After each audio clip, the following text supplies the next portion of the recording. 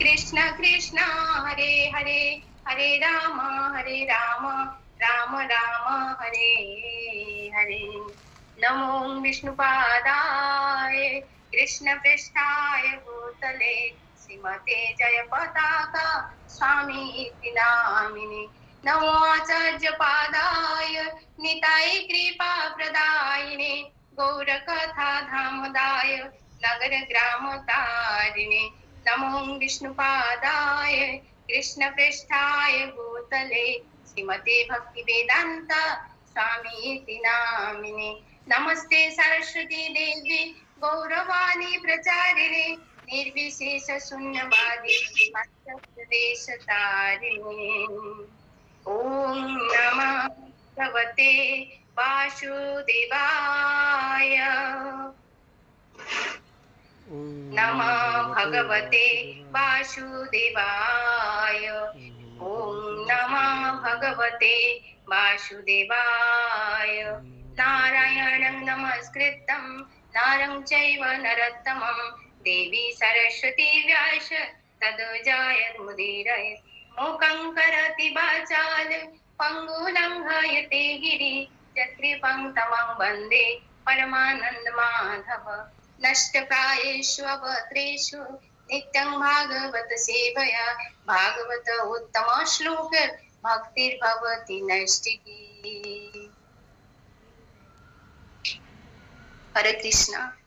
काली जोठी भक्त प्राण प्रभु छाड़ी थिले काली 43 रे छाड़ी जंदी आपण माने 44 भी टिके करथले आपण 44 रो आरंभ करन श्री सुत वाच। आज्ञा। हरे कृष्ण। समस्त को श्री चरण मोर दंडवत प्रणाम। प्रथमे मोर आराध्य गुरुदेव श्रीमान जय पताका स्वामी गुरुदेव महाराज चरण में मोर दंडवत प्रणाम। परम आराध्य मोर आध्यात्मिक जगत पिता श्री जय पताका स्वामी भद्रचारु प्रभु चरण में मोर दंडवत प्रणाम। नित्य स्मरणीय मोर प्रभु चरण में मोर दंडवत प्रणाम। मोर परम गुरु हरिनाम प्रभु चरण में मोर दंडवत प्रणाम एवं देवानंद प्रभु एवं भक्तप्राण प्रभु चरण में मोर दंडवत प्रणाम। समस्त वैष्णव गौरव चरण में मोर दंडवत प्रणाम। मते कृपा करंतु प्रभु मु कहते किछि कहिनी मते कृपा करुथिबे यदि किछि भूल तो कहिबी प्रभु मते क्षमा कर देबे। हरे कृष्ण।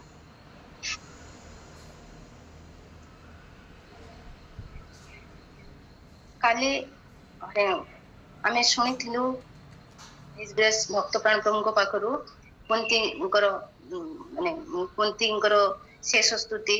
जोटारे से सर्वस्व को चरण रे समर्पित करचंती उद्गार को से व्यक्त करचंती एवं भगवान तांको सुनी तांको ऊपर प्रसन्न होइचंती। एवं ता पर श्लोक को आमे जीवा। श्लोक नंबर 44। सुत उवाच पृथयेतं कलयपदे परिनृत्ता किल दया मदं जहास वैकुंठ महयन्या निर्मायया। श्रुतवाच श्री श्रुत गोस्वामी बोलें पृथा माने कुंती कर्तु इखम एई कलपदे सुनिर्वाचित शब्दमाला द्वारा परिवृत पूजित हये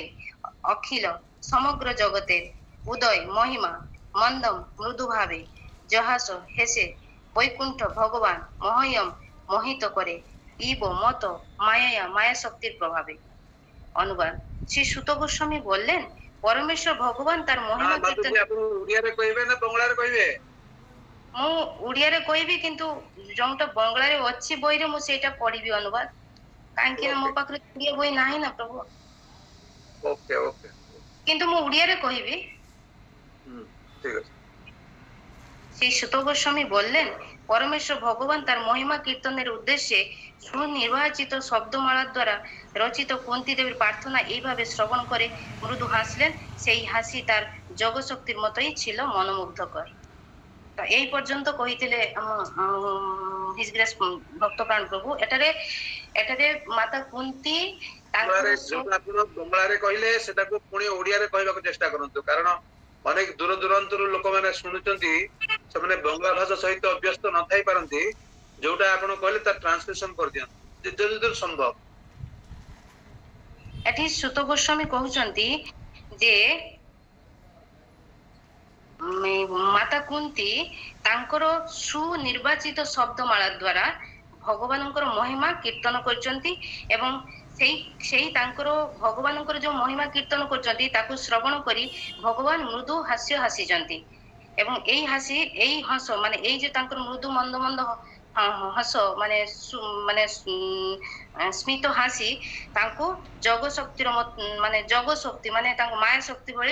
ମନମୁଗ୍ଧ କରୁଥିଲା ମାୟା ଶକ୍ତି ଭଳି ମନମୁଗ୍ଧ କରୁଥିଲା। ଏଟାକୁ ମୁଁ ବ୍ୟାଖ୍ୟା କରୁଛି, ଓଡିଆରେ କହୁଛି ପ୍ରଭୁ ହରେ କୃଷ୍ଣ। ଏହାର ତାତ୍ପର୍ଯ୍ୟରେ ଏଟା ହଉଛି ଏଟା କହୁଛନ୍ତି ଯେ ମାତା କୁନ୍ତି ତାଙ୍କର ଯୋଉ ସୁନିର୍ବାଚିତ ମାନେ ତାଙ୍କର ମାନେ ତାଙ୍କ ବୁଦ୍ଧିରେ ତାଙ୍କ ଉଦ୍ଗାରରେ ଯୋଉ ଭଗବାନଙ୍କୁ ପ୍ରାର୍ଥନା କରିଛନ୍ତି ସୁନିର୍ବାଚିତ ଶବ୍ଦମାଳା ଦ୍ଵାରା ସୁନ୍ଦର ସୁନ୍ଦର ଶ୍ଲୋକ ମାଧ୍ୟମ ଦେଇ ଭଗବାନଙ୍କୁ ଯୋଉ ପ୍ରାର୍ଥନା ଜଣାଇଛନ୍ତି ସେଥିରେ ଭଗବାନ ଅତ୍ୟନ୍ତ ପ୍ରସନ୍ନ ହେଇଛନ୍ତି ଏବଂ ତାଙ୍କ ପ୍ରସନ୍ନତାରେ ଏଠାରେ ଲେଖାଯାଇଛି ମାୟା ମାନେ ଯୋଗ ଶକ୍ତି ମତେ ছিল ମନମୁଗ୍ଧ କରୁ। ମାୟା ଯେମିତି ଆମକୁ କୌଣସି ଇଏରେ ମାନେ ଆମକୁ ক্ষণিক ସୁଖ ପ୍ରଦାନ କରେ କିନ୍ତୁ ସେଇ ମାୟା ନୁହେଁ। ଏଟା ହଉଛି ଭଗବାନଙ୍କର କୃପା। ଏଠାରେ ମାୟାକୁ ବର୍ଣ୍ଣନା କରିଛି ଭଗବାନଙ୍କର କୃପା ସହିତ ତୁଳନା କରାଯାଇଛି। ମାନେ ଭଗବାନଙ୍କର କୃପାକୁ ସେ ମାନେ ପ୍ରାପ୍ତ ହେଇଛନ୍ତି। ମାନେ ସେ ଯେମିତି ଜଣେ ପିତାଙ୍କୁ ଜଣେ ଅଦ୍ଭୁଲି ଭାଷାରେ ମାନେ ଜଣେ ତାର ଛୋଟ ଶିଶୁ ସନ୍ତାନ ଯେତେବେଳେ ପିତାଙ୍କୁ ତାଙ୍କର ଅଧା ବୋଲି କଥା ଦ୍ଵାରା ପିତାଙ୍କୁ ସନ୍ତୁଷ୍ଟ କରିଥାନ୍ତି, ପିତାଙ୍କୁ ଆନନ୍ଦ ପ୍ରଦାନ କରିଥାନ୍ତି, ଠିକ ସେମିତି ମାତା କୁନ୍ତୀଙ୍କର ସ୍ୱନିର୍ବାଚିତ ମାନେ ତାଙ୍କ ବୁଦ୍ଧି ଦ୍ଵାରା ତାଙ୍କର ଉଦ୍ଗାର ଦ୍ଵାରା ଯୋଉ ଶ୍ଲୋକ ମଧ୍ୟରେ ଭଗବାନଙ୍କୁ ସ୍ତୁତି କରିଛନ୍ତି ସେଥିରେ ଭଗବାନ ଅତ୍ୟନ୍ତ ପ୍ରୀତି ହୋଇଛନ୍ତି, ଅତ୍ୟନ୍ତ ମାନେ ପ୍ରସନ୍ନ ହେଇଛନ୍ତି। ଏହା ଦ୍ଵାରା ଭଗବାନ ତାଙ୍କୁ କୃପା ବର୍ଷଣ କରିଛନ୍ତି ଅର୍ଥାତ ତାଙ୍କୁ ହାସ୍ୟ ପ୍ରଦାନ କରିଥିଲେ। ଏଇଟା ପର୍ଯ୍ୟନ୍ତ ହିଜ ଗ୍ରେସ୍ ଭକ୍ତ ପ୍ରାଣ ପ୍ରଭୁ କହିଥିଲେ। ତାପରଠୁ ମୁଁ କହିବା ପାଇଁ ଯାଉଛି ପ୍ରଭୁ। ତାପରେ ନେକ୍ସଟ ଶ୍ଲୋକ ସ୍ତାଂବାଡ ମୃତ୍ୟୁ ପ୍ରାମନ୍ତ୍ର୍ୟ ପ୍ରବିଶ୍ୟ ଗଜ ସାହ୍ୟಂ ସ୍ତ୍ରିୟଶ୍ଚ ସ୍ୱପୁରଂ ଯାସ୍ୟନ୍ ପ୍ରେମ୍ନ ରାଜ୍ञା ନିବାରିତ। ମାତାଜୀ ଆଜ୍ଞା ଏଇ ଶ୍ଲୋକରେ ବର୍ଣ୍ଣନା କରାହେଇଛି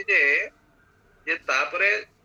ହସ୍ତିନାପୁରକୁ ଭଗବାନ ପ୍ରବେଶ କଲେ, କୁନ୍ତି ଦେବୀଙ୍କର କଥା ରକ୍ଷା କରିକି ଯିବା ବନ୍ଦ କରିଦେଲେ, ପୁଣି ହସ୍ତିନାପୁରକୁ ଫେରିଗଲେ। ଫେରି ଯିବା ପରେ ୟା ପରେ ପ୍ରଭୁ ମୁଁ କହିବି, ଏଇଟା ହିଁ କହୁଛି ଏଇ ଶ୍ଲୋକଟା ସେଇଟା। ଏଇଟା 44 ତ ଏଇଟା 44 ତ ଓ ତା ପର ଶ୍ଲୋକ। ହଁ ମତେ ମୋର ଭୁଲ ହଉଛି, ଆପଣ କ୍ଷମା କରିବେ। ନା ପ୍ରଭୁ ଭୁଲ ନୁହେଁ ପ୍ରଭୁ, ହରେ କୃଷ୍ଣ ଦଣ୍ଡବତ ପ୍ରଣାମ। ଶ୍ଲୋକ ନମ୍ବର 45 तं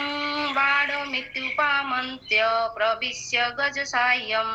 ଶ୍ରିୟଶ୍ଚ ସ୍ୱପୁରଂ ଯାସ୍ୟନ୍ ପ୍ରେମ୍ନ ରାଜ୍ञା ନିବାରିତ।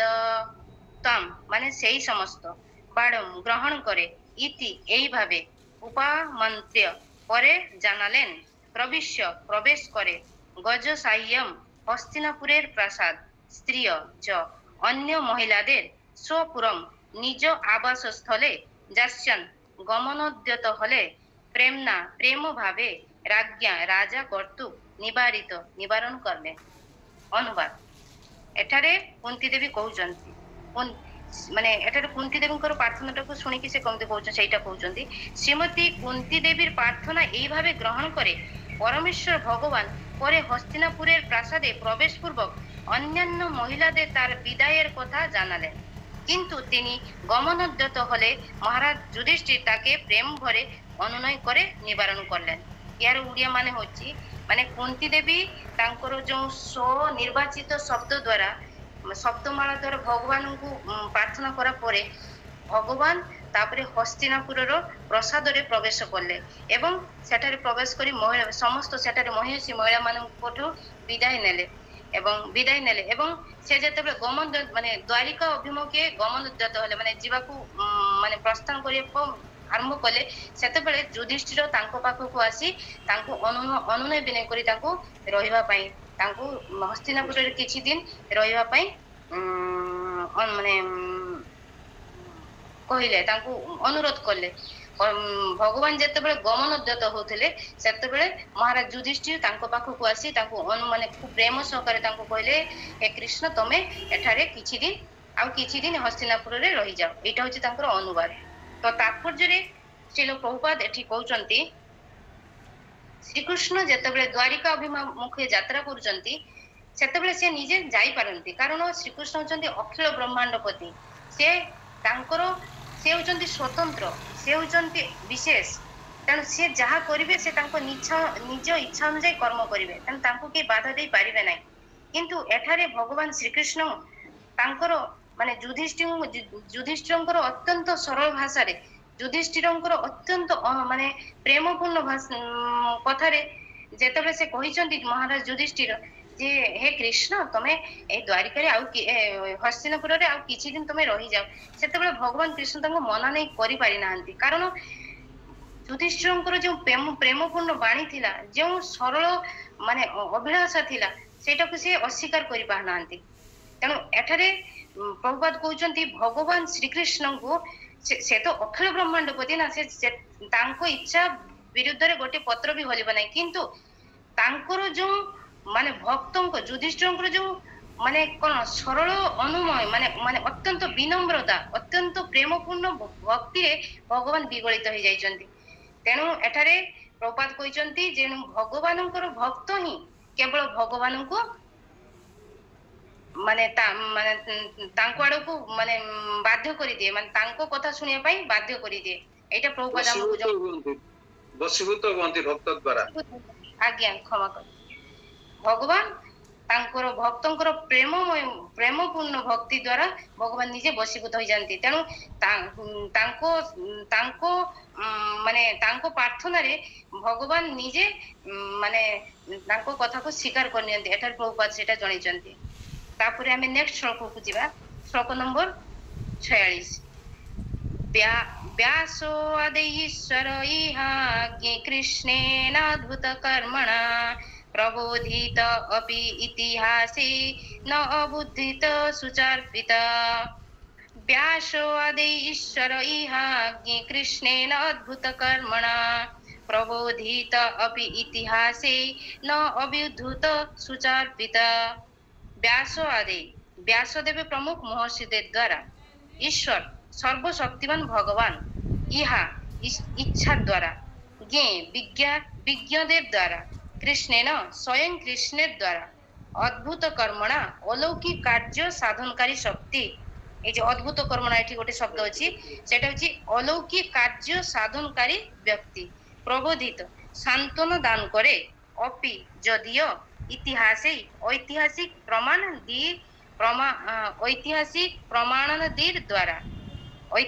প্রমাণাদির দ্বারা না অভ্যুদ্ধত তৃপ্ত সুচার্পিত শোকাভিভূত। অনুবাদ: ব্যাসদেব প্রভুক মহর্ষিগণ এবং অদ্ভুত কর্মা স্বয়ং শ্রীকৃষ্ণ ইতিহাস আদি শাস্ত্র সমূহের প্রমাণ উল্লেখপূর্বক উদ্দেশ্য দেওয়া সত্ত্বেও শোক সন্তুপ্ত মহারাজ যুধিষ্ঠির শান্তি পেলেন না। এই অনুবাদে প্রভুপাদ କହିଛନ୍ତି যে ବ୍ୟାସଦେବ ମାନେ ଯେତେବେଳେ ଏଠି ହେଲା କଣ ମାନେ ଯେ ଏଠି ଯୁଧିଷ୍ଠିରଙ୍କର ମାନେ ବିଷାଦ କଥାକୁ ବର୍ଣ୍ଣନା କରୁଛନ୍ତି ଯେ ଯୁଧିଷ୍ଠିର, ୟା ପରେ ମୁଁ ତାତ୍ପର୍ଯ୍ୟରେ ଏଟାକୁ କହିବି। ଅନୁବାଦରେ ଖାଲି କହୁଛନ୍ତି ବ୍ୟାସଦେବ ପ୍ରଭୃତି ମହର୍ଷିଗଣ ମାନେ ବ୍ୟାସଦେବ ଭଳି ମାନେ ମହାନ ଋଷିଗଣ ଏବଂ ଅଦ୍ଭୁତ କର୍ମା ମାନେ ଯେ ଅଲୋକ ଶକ୍ତିଧାରୀ ଭଗବାନ ଶ୍ରୀକୃଷ୍ଣ ସେମାନେ ଇତିହାସ ମାନେ ଶାସ୍ତ୍ର ସମ୍ବନ୍ଧିତ କଥା କହି ଯୁଧିଷ୍ଠିରଙ୍କୁ ବୁଝେଇବା ସତ୍ତ୍ୱେ ବି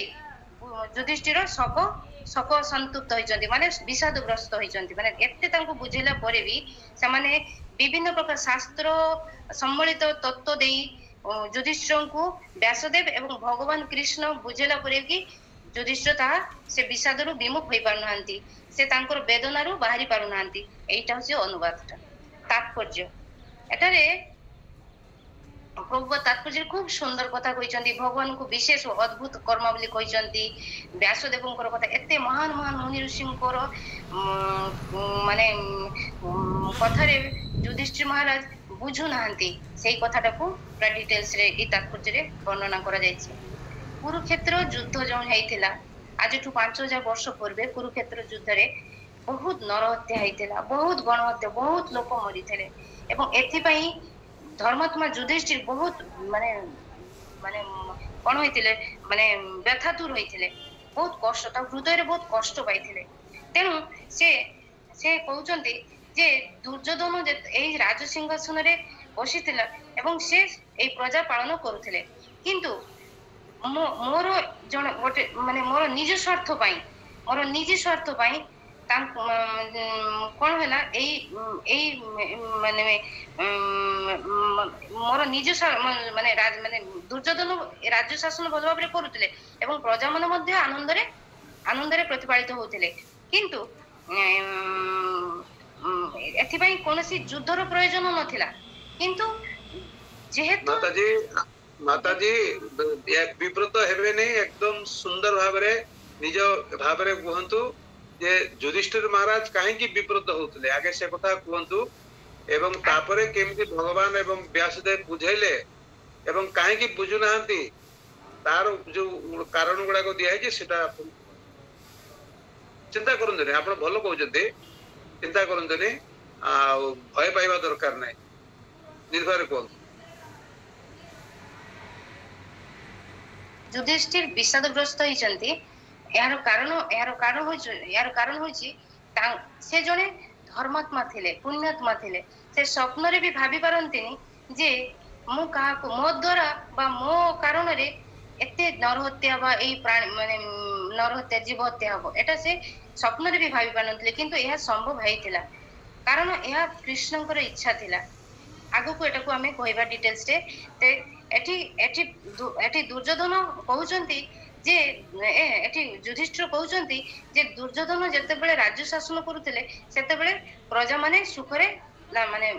ପ୍ରତିପାଳିତ ହଉଥିଲେ। ସାମାନ୍ୟ ଏଇ ରାଜସିଂହାସନ ପାଇଁ, ଯେହେତୁ ସେ ଜଣେ ରାଜାଙ୍କର ପୁତ୍ର ଥିଲେ, ମାନେ ପାଣ୍ଡୁଙ୍କର ପୁତ୍ର ଥିଲେ, ତେଣୁ ପାଣ୍ଡୁ ରାଜାଙ୍କ ଉପରେ ତାଙ୍କର ସେଇ ମାନେ ସିଂହାସନରେ ମାନେ ସାଇିତ ହବାର ଥିଲା, କିନ୍ତୁ ତା ପରିବର୍ତ୍ତରେ ମାନେ ଦୁର୍ଯ୍ୟୋଧନ ସେଇ ସିଂହାସନରେ ସାଇିତ ହେଇଥିଲେ। ତେଣୁ ଏଇଟାକୁ ନେଇକି ଗୋଟେ ରାଜନୈତିକ ଦଳାଦଳି ସୃଷ୍ଟି ହେଇଥିଲା ଏବଂ ପରେ ଏବଂ ଏହା ଯୁଦ୍ଧରେ ପରିଣତ ହେଇଥିଲା। ତେଣୁ ଏଇଟାକୁ ଏବଂ ଏଇ ଯୁଦ୍ଧ ଯେ ଗୋଟେ ବହୁତ ଭୟାବହ ରୂପ ଧାରଣ କରିବ ଏଟା ଯୁଧିଷ୍ଠିର ମହାରାଜ ବୁଝି ପାରିଥିଲେ। ତେଣୁ ଯୁଧିଷ୍ଠିର ମହାରାଜ ଶୋକାକୁଳ ହେଇଛନ୍ତି, ଏତେ ଯେ ନରହତ୍ୟା ହେଇଛି ଏଥିପାଇଁ ସେ ଶୋକାକୁଳ ହେଇଛନ୍ତି ଯେ ସାମାନ୍ୟ ଗୋଟେ ମାନେ ରାଜସିଂହାସନ ପାଇଁ, ରାଜ୍ୟ ପାଇଁ ଏତେ ଲୋକ ବଳିଦାନ ଦେଲେ, ଏତେ ଲୁହ ମାନେ ନଦୀର ରକ୍ତ ବହିଥିଲା। ତାପରେ ଯୁଧିଷ୍ଠିର କହୁଛନ୍ତି ଏଇ ଯୋଉ ମହାଭାରତ ଯୁଦ୍ଧ, ଏଇ ମହାଭାରତ ଯୁଦ୍ଧରେ କେତେ ମାନେ ମହାଭାରତର ଆଦି ପର୍ବରେ ବର୍ଣ୍ଣନା ହେଇଛି, ଏଥିରେ 64 କୋଟି ଲୋକ ମାନେ ବୀରଗତି ପ୍ରାପ୍ତ ମାନେ ଲୋକ ମୃତ୍ୟୁବରଣ କରିଥିଲେ, ଲକ୍ଷ ଲକ୍ଷ ଲୋକ ନିଖୋଜ ହେଇଥିଲେ। ତେଣୁ 5000 ବର୍ଷ ପୂର୍ବେ ଯୋଉ ଏଇ ଯୋଉ ଯୁଦ୍ଧ ହେଇଥିଲା ସେଟା ସବୁଠୁ ବଡ ଯୁଦ୍ଧ। ତେଣୁ ଏଇ ଯୋଉ ଯୁଦ୍ଧ କଥାଟାକୁ ଯୁଧିଷ୍ଠିର ମହାରାଜ ନିଜେ ଜାଣିଥିଲେ, ମାନେ ଏଇ ଗୋଟେ ବହୁତ ବଡ ଗୋଟେ ମାନେ ବିଡମ୍ବନା ଯେ ହବ ଆଗକୁ ସେଟା ସେ ବୁଝି ପାରିଥିଲେ, କିନ୍ତୁ ଆଜି ତାହା ଘଟି ଯାଇଛି, ସେଇଟା ପାଇଁ ସେ ବହୁତ ବିଷାଦଗ୍ରସ୍ତ, ସେଥିପାଇଁ ସେ ବହୁତ କଷ୍ଟ ପାଉଛନ୍ତି ହୃଦୟରେ। ତେଣୁ ତାଙ୍କ ହୃଦୟର ଯୋଉ କଷ୍ଟଟାକୁ ଦୂର କରିବା ପାଇଁ ବ୍ୟାସଦେବ ଯେ ଭଗବାନ ସ୍ଵୟଂ ଭଗବାନ ବାଦରାଣାଇ ଯାହାକୁ କୁହନ୍ତି, ଯିଏ କି 24 ଅବତାରରୁ ଜଣେ ଅନ୍ୟତମ ଅବତାର ଥିଲେ, ସେ ନିଜେ ତାଙ୍କୁ ବୁଝାଉଛନ୍ତି, ତାଙ୍କୁ ଶାସ୍ତ୍ର ସମ୍ବଳିତ ଯୁକ୍ତି ଦ୍ଵାରା ଶାସ୍ତ୍ର ମାନେ ବୈଦିକ ଶାସ୍ତ୍ର ମାଧ୍ୟମରେ ତାଙ୍କୁ ବୁଝାଉଛନ୍ତି ମହାନ ଋଷି, କିନ୍ତୁ ଯୁଧିଷ୍ଠିର ମହାରାଜ ତାକୁ ବୁଝୁନାହାନ୍ତି। ସେ ମାନେ ତାଙ୍କର ସେ କଷ୍ଟରୁ ସେ ବାହାରି ପାରୁନାହାନ୍ତି। ଶେଷରେ ବ୍ୟାସଦେବ ମୁନି ଯାଇଛନ୍ତି ଶ୍ରୀକୃଷ୍ଣଙ୍କ ପାଖକୁ ଏବଂ ଶ୍ରୀକୃଷ୍ଣଙ୍କୁ କହୁଛନ୍ତି କୃଷ୍ଣ ଆପଣ ତାଙ୍କର ବିଷାଦକୁ ଦୂର କରନ୍ତୁ। ସେତେବେଳେ କୃଷ୍ଣ ମଧ୍ୟ ତାଙ୍କ ପାଖକୁ ଯାଇ ଯୁଧିଷ୍ଠିରଙ୍କୁ ସେଇ ତତ୍ଵ ସମ୍ବଳିତ କଥା ଦେଇ ମାନେ ଯୁକ୍ତି ଦେଇ ଶାସ୍ତ୍ର ସମ୍ବଳିତ ନୀତି ନିୟମକୁ ଦେଇ ତାଙ୍କୁ ବୁଝେଇବାକୁ ଚେଷ୍ଟା କରୁଛନ୍ତି, କିନ୍ତୁ ଯୁଧିଷ୍ଠିର ମହାରାଜ ବୁଝୁନାହାନ୍ତି। ତେଣୁ ଏଠାରେ ସୁତ ଗୋସ୍ୱାମୀ କହୁଛନ୍ତି ତାଙ୍କୁ ଅଦ୍ଭୁତ କର୍ମ ବୋଲି, ଏଇ ଶ୍ଳୋକରେ ଶ୍ରୀକୃଷ୍ଣଙ୍କୁ ଅଦ୍ଭୁତ କର୍ମ ବୋଲି ସମ୍ବୋଧନ କରିଛନ୍ତି। ଯଦି ଯୁଧିଷ୍ଠିର ତାଙ୍କ କଥାକୁ ଶୁଣୁନାହାନ୍ତି ତେବେ ସେ ଅଦ୍ଭୁତ କର୍ମ କେମିତି ହେଲେ? କିନ୍ତୁ ସେଟା ନୁହେଁ, ସେ ଭଗବାନ ସତରେ ଅଦ୍ଭୁତ କର୍ମ, ସେ ହଉଛନ୍ତି ଅଲୌକିକ କର୍ତ୍ତାର ଅଧିକାରୀ, ସେ ଅଲୌକିକ କିଛି କରିପାରନ୍ତି। କାରଣ ଯୁଧିଷ୍ଠିର ମହାରାଜ ନ ମାନିବାର ପିଛରେ ଭଗବାନଙ୍କର ବହୁତ ବଡ ହାତ ଥିଲା, ବହୁତ ବଡ ଇଚ୍ଛା ଥିଲା। ଯୁଧିଷ୍ଠିର ମହାରାଜଙ୍କର ହୃଦୟରେ ଥିବା ପରମାତ୍ମା ମାନେ ଭଗବାନଙ୍କର ସ୍ୱରୂପ କୃଷ୍ଣଙ୍କର ସ୍ୱରୂପ ପରମାତ୍ମା ଯେଉଁ ତାଙ୍କ ହୃଦୟରେ ବିରାଜମାନ କରିଛନ୍ତି ସେଇ ପରମାତ୍ମା ଯୁଧିଷ୍ଠିରଙ୍କୁ ମନା କରୁଛନ୍ତି ଯେ ତମେ ତାଙ୍କ କଥା ଶୁଣ ନାହିଁ କୃଷ୍ଣ ମାନେ ମୋ କଥା ଶୁଣ ନାହିଁ ସେଇ କୃଷ୍ଣ କହୁଛନ୍ତି ତାଙ୍କ ହୃଦୟରେ ବସିଥିବା କୃଷ୍ଣ ଯୁଧିଷ୍ଠିରଙ୍କ ହୃଦୟରେ ସେ କହୁଛନ୍ତି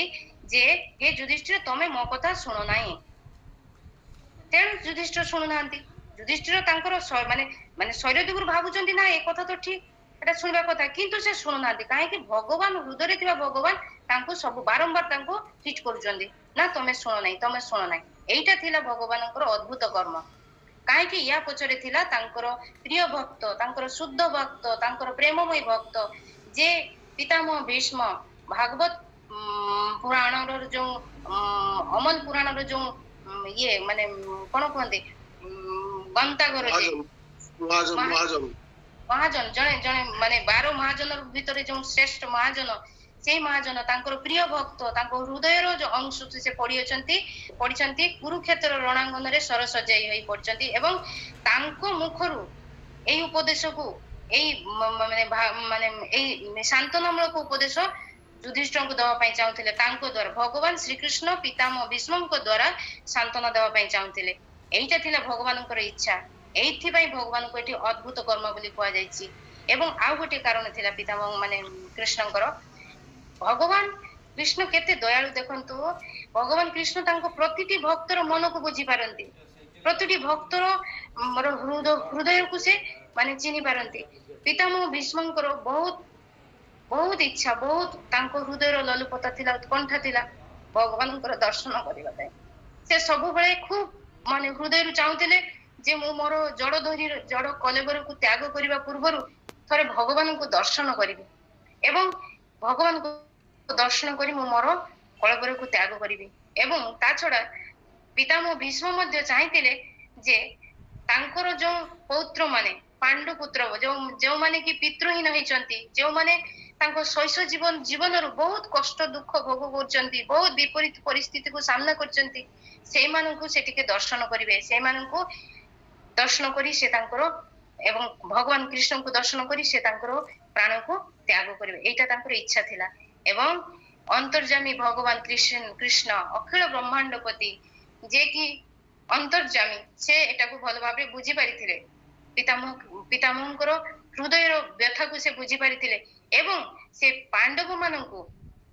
ତାଙ୍କ ସମ୍ମୁଖକୁ ଆଣିବା ପାଇଁ ଏବଂ ନିଜକୁ ସ୍ୱୟଂ ତାଙ୍କ ଆଗରେ ଦର୍ଶନ ଦେବା ପାଇଁ ଏଇ ସବୁ ଆୟୋଜନ କରିଥିଲେ ଯୁଧିଷ୍ଠିର ନ ମାନନ୍ତୁ ଯୁଧିଷ୍ଠିରଙ୍କୁ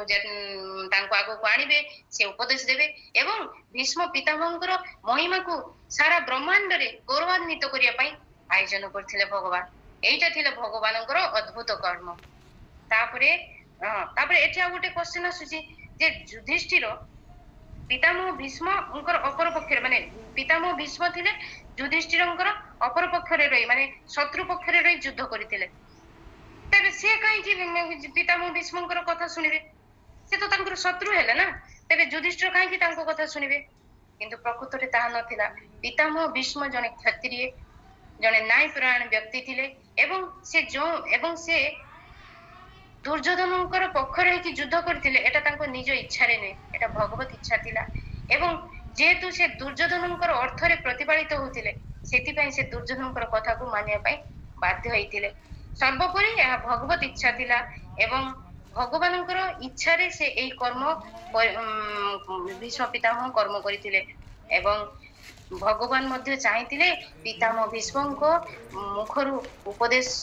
ଯୋଉ ଉପଦେଶ ହେବ ସେଟା ସାରା ମୁନି ସମାଜ ସାରା ସାଧୁ ସନ୍ତଙ୍କ ମଧ୍ୟରେ ପିତାମହ ଭୀଷ୍ମ ପରିବୃତ ହେଇକି ଏହି ମହା ଉପଦେଶ ଯୁଧିଷ୍ଠିରଙ୍କୁ ପ୍ରଦାନ କରିବେ ଏବଂ ଏହା ଦ୍ୱାରା ଭଗବାନ ଚାହିଁଛନ୍ତି ତାଙ୍କର ଯୋଉ ଜ୍ଞାନ ଭୀଷ୍ମ ପିତାମହଙ୍କର ଯୋଉ ଜ୍ଞାନ ସାରା ପୃଥିବୀର ଅଗ୍ରଗଣ୍ୟ ହଉ ଏବଂ ଭଗବାନ ନିଜେ ଆହୁରି କହୁଛନ୍ତି ଯେ ମୋର ଯୋଉ ଅଲୌକିକ ଶକ୍ତିକୁ ପିତାମହ ଭୀଷ୍ମଙ୍କର ଜ୍ଞାନ ଦ୍ୱାରା ଆଚ୍ଛନ୍ନ ହେଇଯାଉ ତେଣୁ କୁହନ୍ତୁ ତ ପିତାମହ ମାନେ ଭଗବାନ କୃଷ୍ଣ କେତେ ବଡ କୃପାଳୁ ତାଙ୍କ ଭକ୍ତଙ୍କୁ ମହିମାନ୍ୱିତ କରିବା ପାଇଁ ତାଙ୍କ ଭକ୍ତଙ୍କୁ ସାରା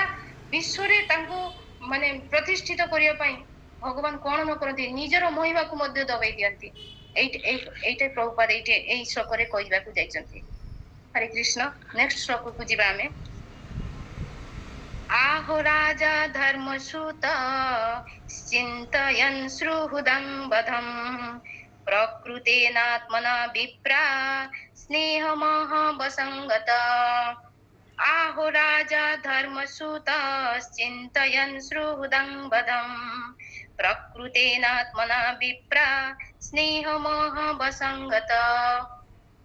आहो बोललेन राजा महाराज युधिष्ठिर धर्मसूत धर्म माने যমরাজঙ্কর पुत्र चिंतयन चिंता करे सुहृदम आत्म एवं बुद्धदेव आत्म और बंधुदेव पदम हत्या करे प्रकृतेन केवल जड़ धारणा द्वारा ही आत्मना निजे द्वारा विप्रा हे ब्राह्मणगण स्नेह स्नेह मोह मोह वशम वशीभूत है गत ये अनुवाद हे मुनिगण धर्मपुत्र महाराज युधिष्ठिर तार आत्मीय ও বন্ধুবর্গের মৃত্যুতে সাধারণ জাগতিক মানুষের মতো শোকাভিভূত হয়েছিল এবং এইভাবে স্নেহ এবং মোহের বশীভূত হয়ে তিনি বলতে লাগলেন। এই অনুবাদରେ ସୁତ ଗୋସ୍ୱାମୀ ସନକ ମୁନି ଋଷିମାନଙ୍କୁ କହୁଛନ୍ତି ଯେ ହେ ମୁନିଗଣ ଏ ମୁନିମାନେ ଧର୍ମରାଜ ଯୁଧିଷ୍ଠିର ତାଙ୍କର ଆତ୍ମ ଏବଂ ବନ୍ଧୁବର୍ଗଙ୍କର ମୃତ୍ୟୁରେ ସାଧାରଣ ଜାଗତିକ ମାନେ ଆମ ଭଳିଆ ସାଧାରଣ ମଣିଷ ପରି ଶୋକାଭିତ ହେଇଯାଉଛନ୍ତି ମାନେ বিষাদগ্রস্ত হয়ে যাচ্ছেন এবং এইভাবে স্নেহ এবং মোহর বশীভূত হয়ে তিনি বলতে লাগলেন এবং এই মহাচ্ছন্ন হয়ে মানে যুধিষ্ঠির মহারাজ মহাচ্ছন্ন হয়ে মানে শোকরে অভিভূত হয়ে এইগুলি কহিବାକୁ লাগিলে। কোন কহিବାକୁ লাগিলে তাৎপর্যরে শ্রীপাদ মানে প্রভুপাদ কହୁଛନ୍ତି যদিও মহারাজ যুধিষ্ঠির জଣେ ସାଧାରଣ ମଣିଷ ଭଳି ଶୋକାଭିତ ହୋଇଥିଲେ କିନ୍ତୁ ତାଙ୍କଠୁ এটা ଆଶା କରାଯାଇ ନଥିଲା କାରଣ ସେ ଥିଲେ ଧର୍ମରାଜ ମାନେ ଯମରାଜଙ୍କର ପୁତ୍ର ତେଣୁ ଜଣେ ଧର୍ମଜ୍ଞ ମହାପୁରୁଷଙ୍କର ପୁତ୍ର ହୋଇ এইଭଳି ଜଡ଼ ଜାଗତିକ ଆତ୍ମୀୟ ବନ୍ଧୁ ମାନଙ୍କର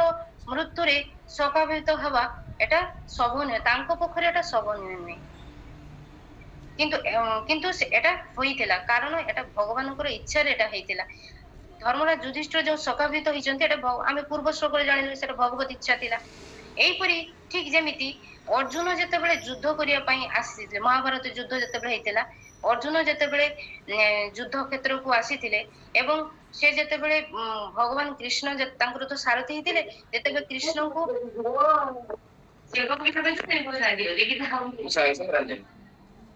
ଭଗବାନ କୃଷ୍ଣ ଭକ୍ତ ପ୍ରାଣ ସଂପ୍ରଭୁ ଦୟାକରି ଆପଣ ମ୍ୟୁଟ କରିଦିଅନ୍ତୁ। ଭକ୍ତ ପ୍ରାଣ ସଂପ୍ରଭୁ ଆପଣ ଦୟାକରି ମ୍ୟୁଟ କରିଦିଅନ୍ତୁ। ସେ ଭଗବାନ କୃଷ୍ଣ ଅର୍ଜୁନଙ୍କର ସାରଥୀ ହେଇଥିଲେ ଏବଂ ଅର୍ଜୁନଙ୍କର ରଥକୁ ଅର୍ଜୁନଙ୍କର ନିର୍ଦ୍ଦେଶରେ ସେ କୃଷ୍ଣଙ୍କୁ କହିଥିଲେ ଯେ ସେନାର ଉଭୟର ମଧ୍ୟ ରଥ ସ୍ଥାପୟିତୁମେ ଅଚ୍ୟୁତମ୍ ହେ କୃଷ୍ଣ ଆପଣ ମୋର ରଥକୁ ଦୁଇ ସେନାର ମଝିରେ ରଖନ୍ତୁ ମୁଁ ଦେଖିବି କେଉଁ ଦୁର୍ବୃତ୍ତ ମାନେ କୋଉ ଅଧର୍ମୀ ମାନେ ମୋର ମାନେ ଦୁର୍ଯ୍ୟୋଧନକୁ ସାପ ମାନେ ସପକ୍ଷରେ ହୋଇକି ଲଢୁଛନ୍ତି ମୁଁ ସେଟା ଦେଖିବାକୁ ଚାହେଁ ଏବଂ ଭଗବାନ ମଧ୍ୟ ତାଙ୍କ ଯେହେତୁ ଭଗବାନ ତାଙ୍କ ସାରଥୀ ଥିଲେ ସେ ତାଙ୍କ ନିର୍ଦ୍ଦେଶକୁ ପାଳନ କରି ତାଙ୍କର ରଥକୁ ଉଭୟ ସେନା ମଧ୍ୟକୁ ନେଇ ଯାଇଥିଲେ ଏବଂ ଯେତେବେଳେ ଅର୍ଜୁନ ସେମାନଙ୍କୁ ଦେଖିଛନ୍ତି ତାଙ୍କର ଅପର ପକ୍ଷରେ ଯେଉଁ ତାଙ୍କର ଆତ୍ମୀୟ ସ୍ୱଜନଙ୍କୁ ତାଙ୍କ ଅପର ପକ୍ଷର ସୈନ୍ୟ ଦଳରେ ସେମାନଙ୍କୁ ଦେଖିଛନ୍ତି ଯେମିତି ପିତାମହ ଭୀଷ୍ମ ଗୁରୁ ଦ୍ରୋଣ ତାଙ୍କର ସମ୍ବନ୍ଧ କୁଟୁମ୍ବ ମାନଙ୍କୁ ଦେଖିଛନ୍ତି ସେତେବେଳେ ଅର୍ଜୁନ ମାନେ କି ମାନେ ଇଏ ହେଇଯାଇଛନ୍ତି ମାନେ କିଂ କର୍ତ୍ତବ୍ୟ ବିମୂଢ଼ ହେଇଯାଇଛନ୍ତି ମାନେ ତାଙ୍କ ମନ ଭିତରେ ସେତେବେଳେ ବହୁତ ଇଏ ଆସିଛି ମାନେ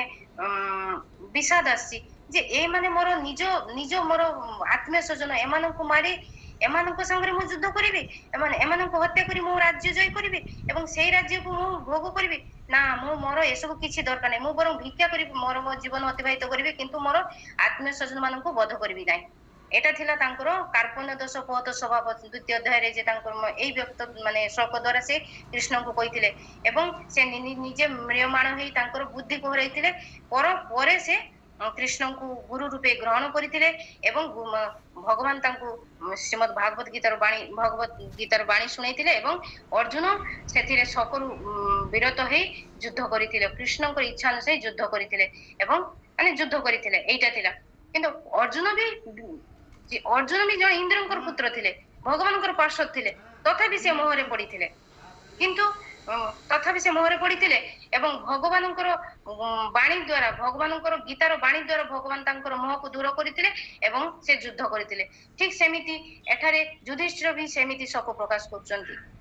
ଯୁଧିଷ୍ଠିର ବି ସେ ଯୋଉ ମହାଭାରତ ଯୁଦ୍ଧରେ ଯୋଉ ନରହତ୍ୟା ହେଇଛି ଏଥିରେ ସେ ବିଷାଦଗ୍ରସ୍ତ ହେଇଛନ୍ତି ଏବଂ ସେ ମହାଚ୍ଛନ୍ନ ହେଇଯାଇଛନ୍ତି। ତାଙ୍କର ଆତ୍ମୀୟ ସ୍ୱଜନ ମାନଙ୍କର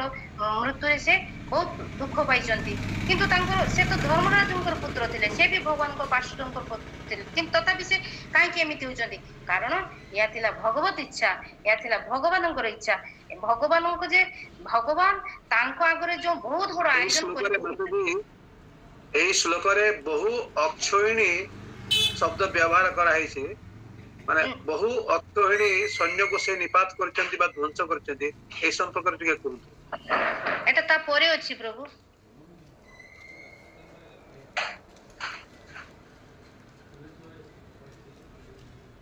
या ପରେ ପ୍ରଭୁ ଅଛି 48 ଶ୍ଲୋକରେ ଅଛନ୍ତି, 48 ଶ୍ଲୋକରେ ଅଛନ୍ତି।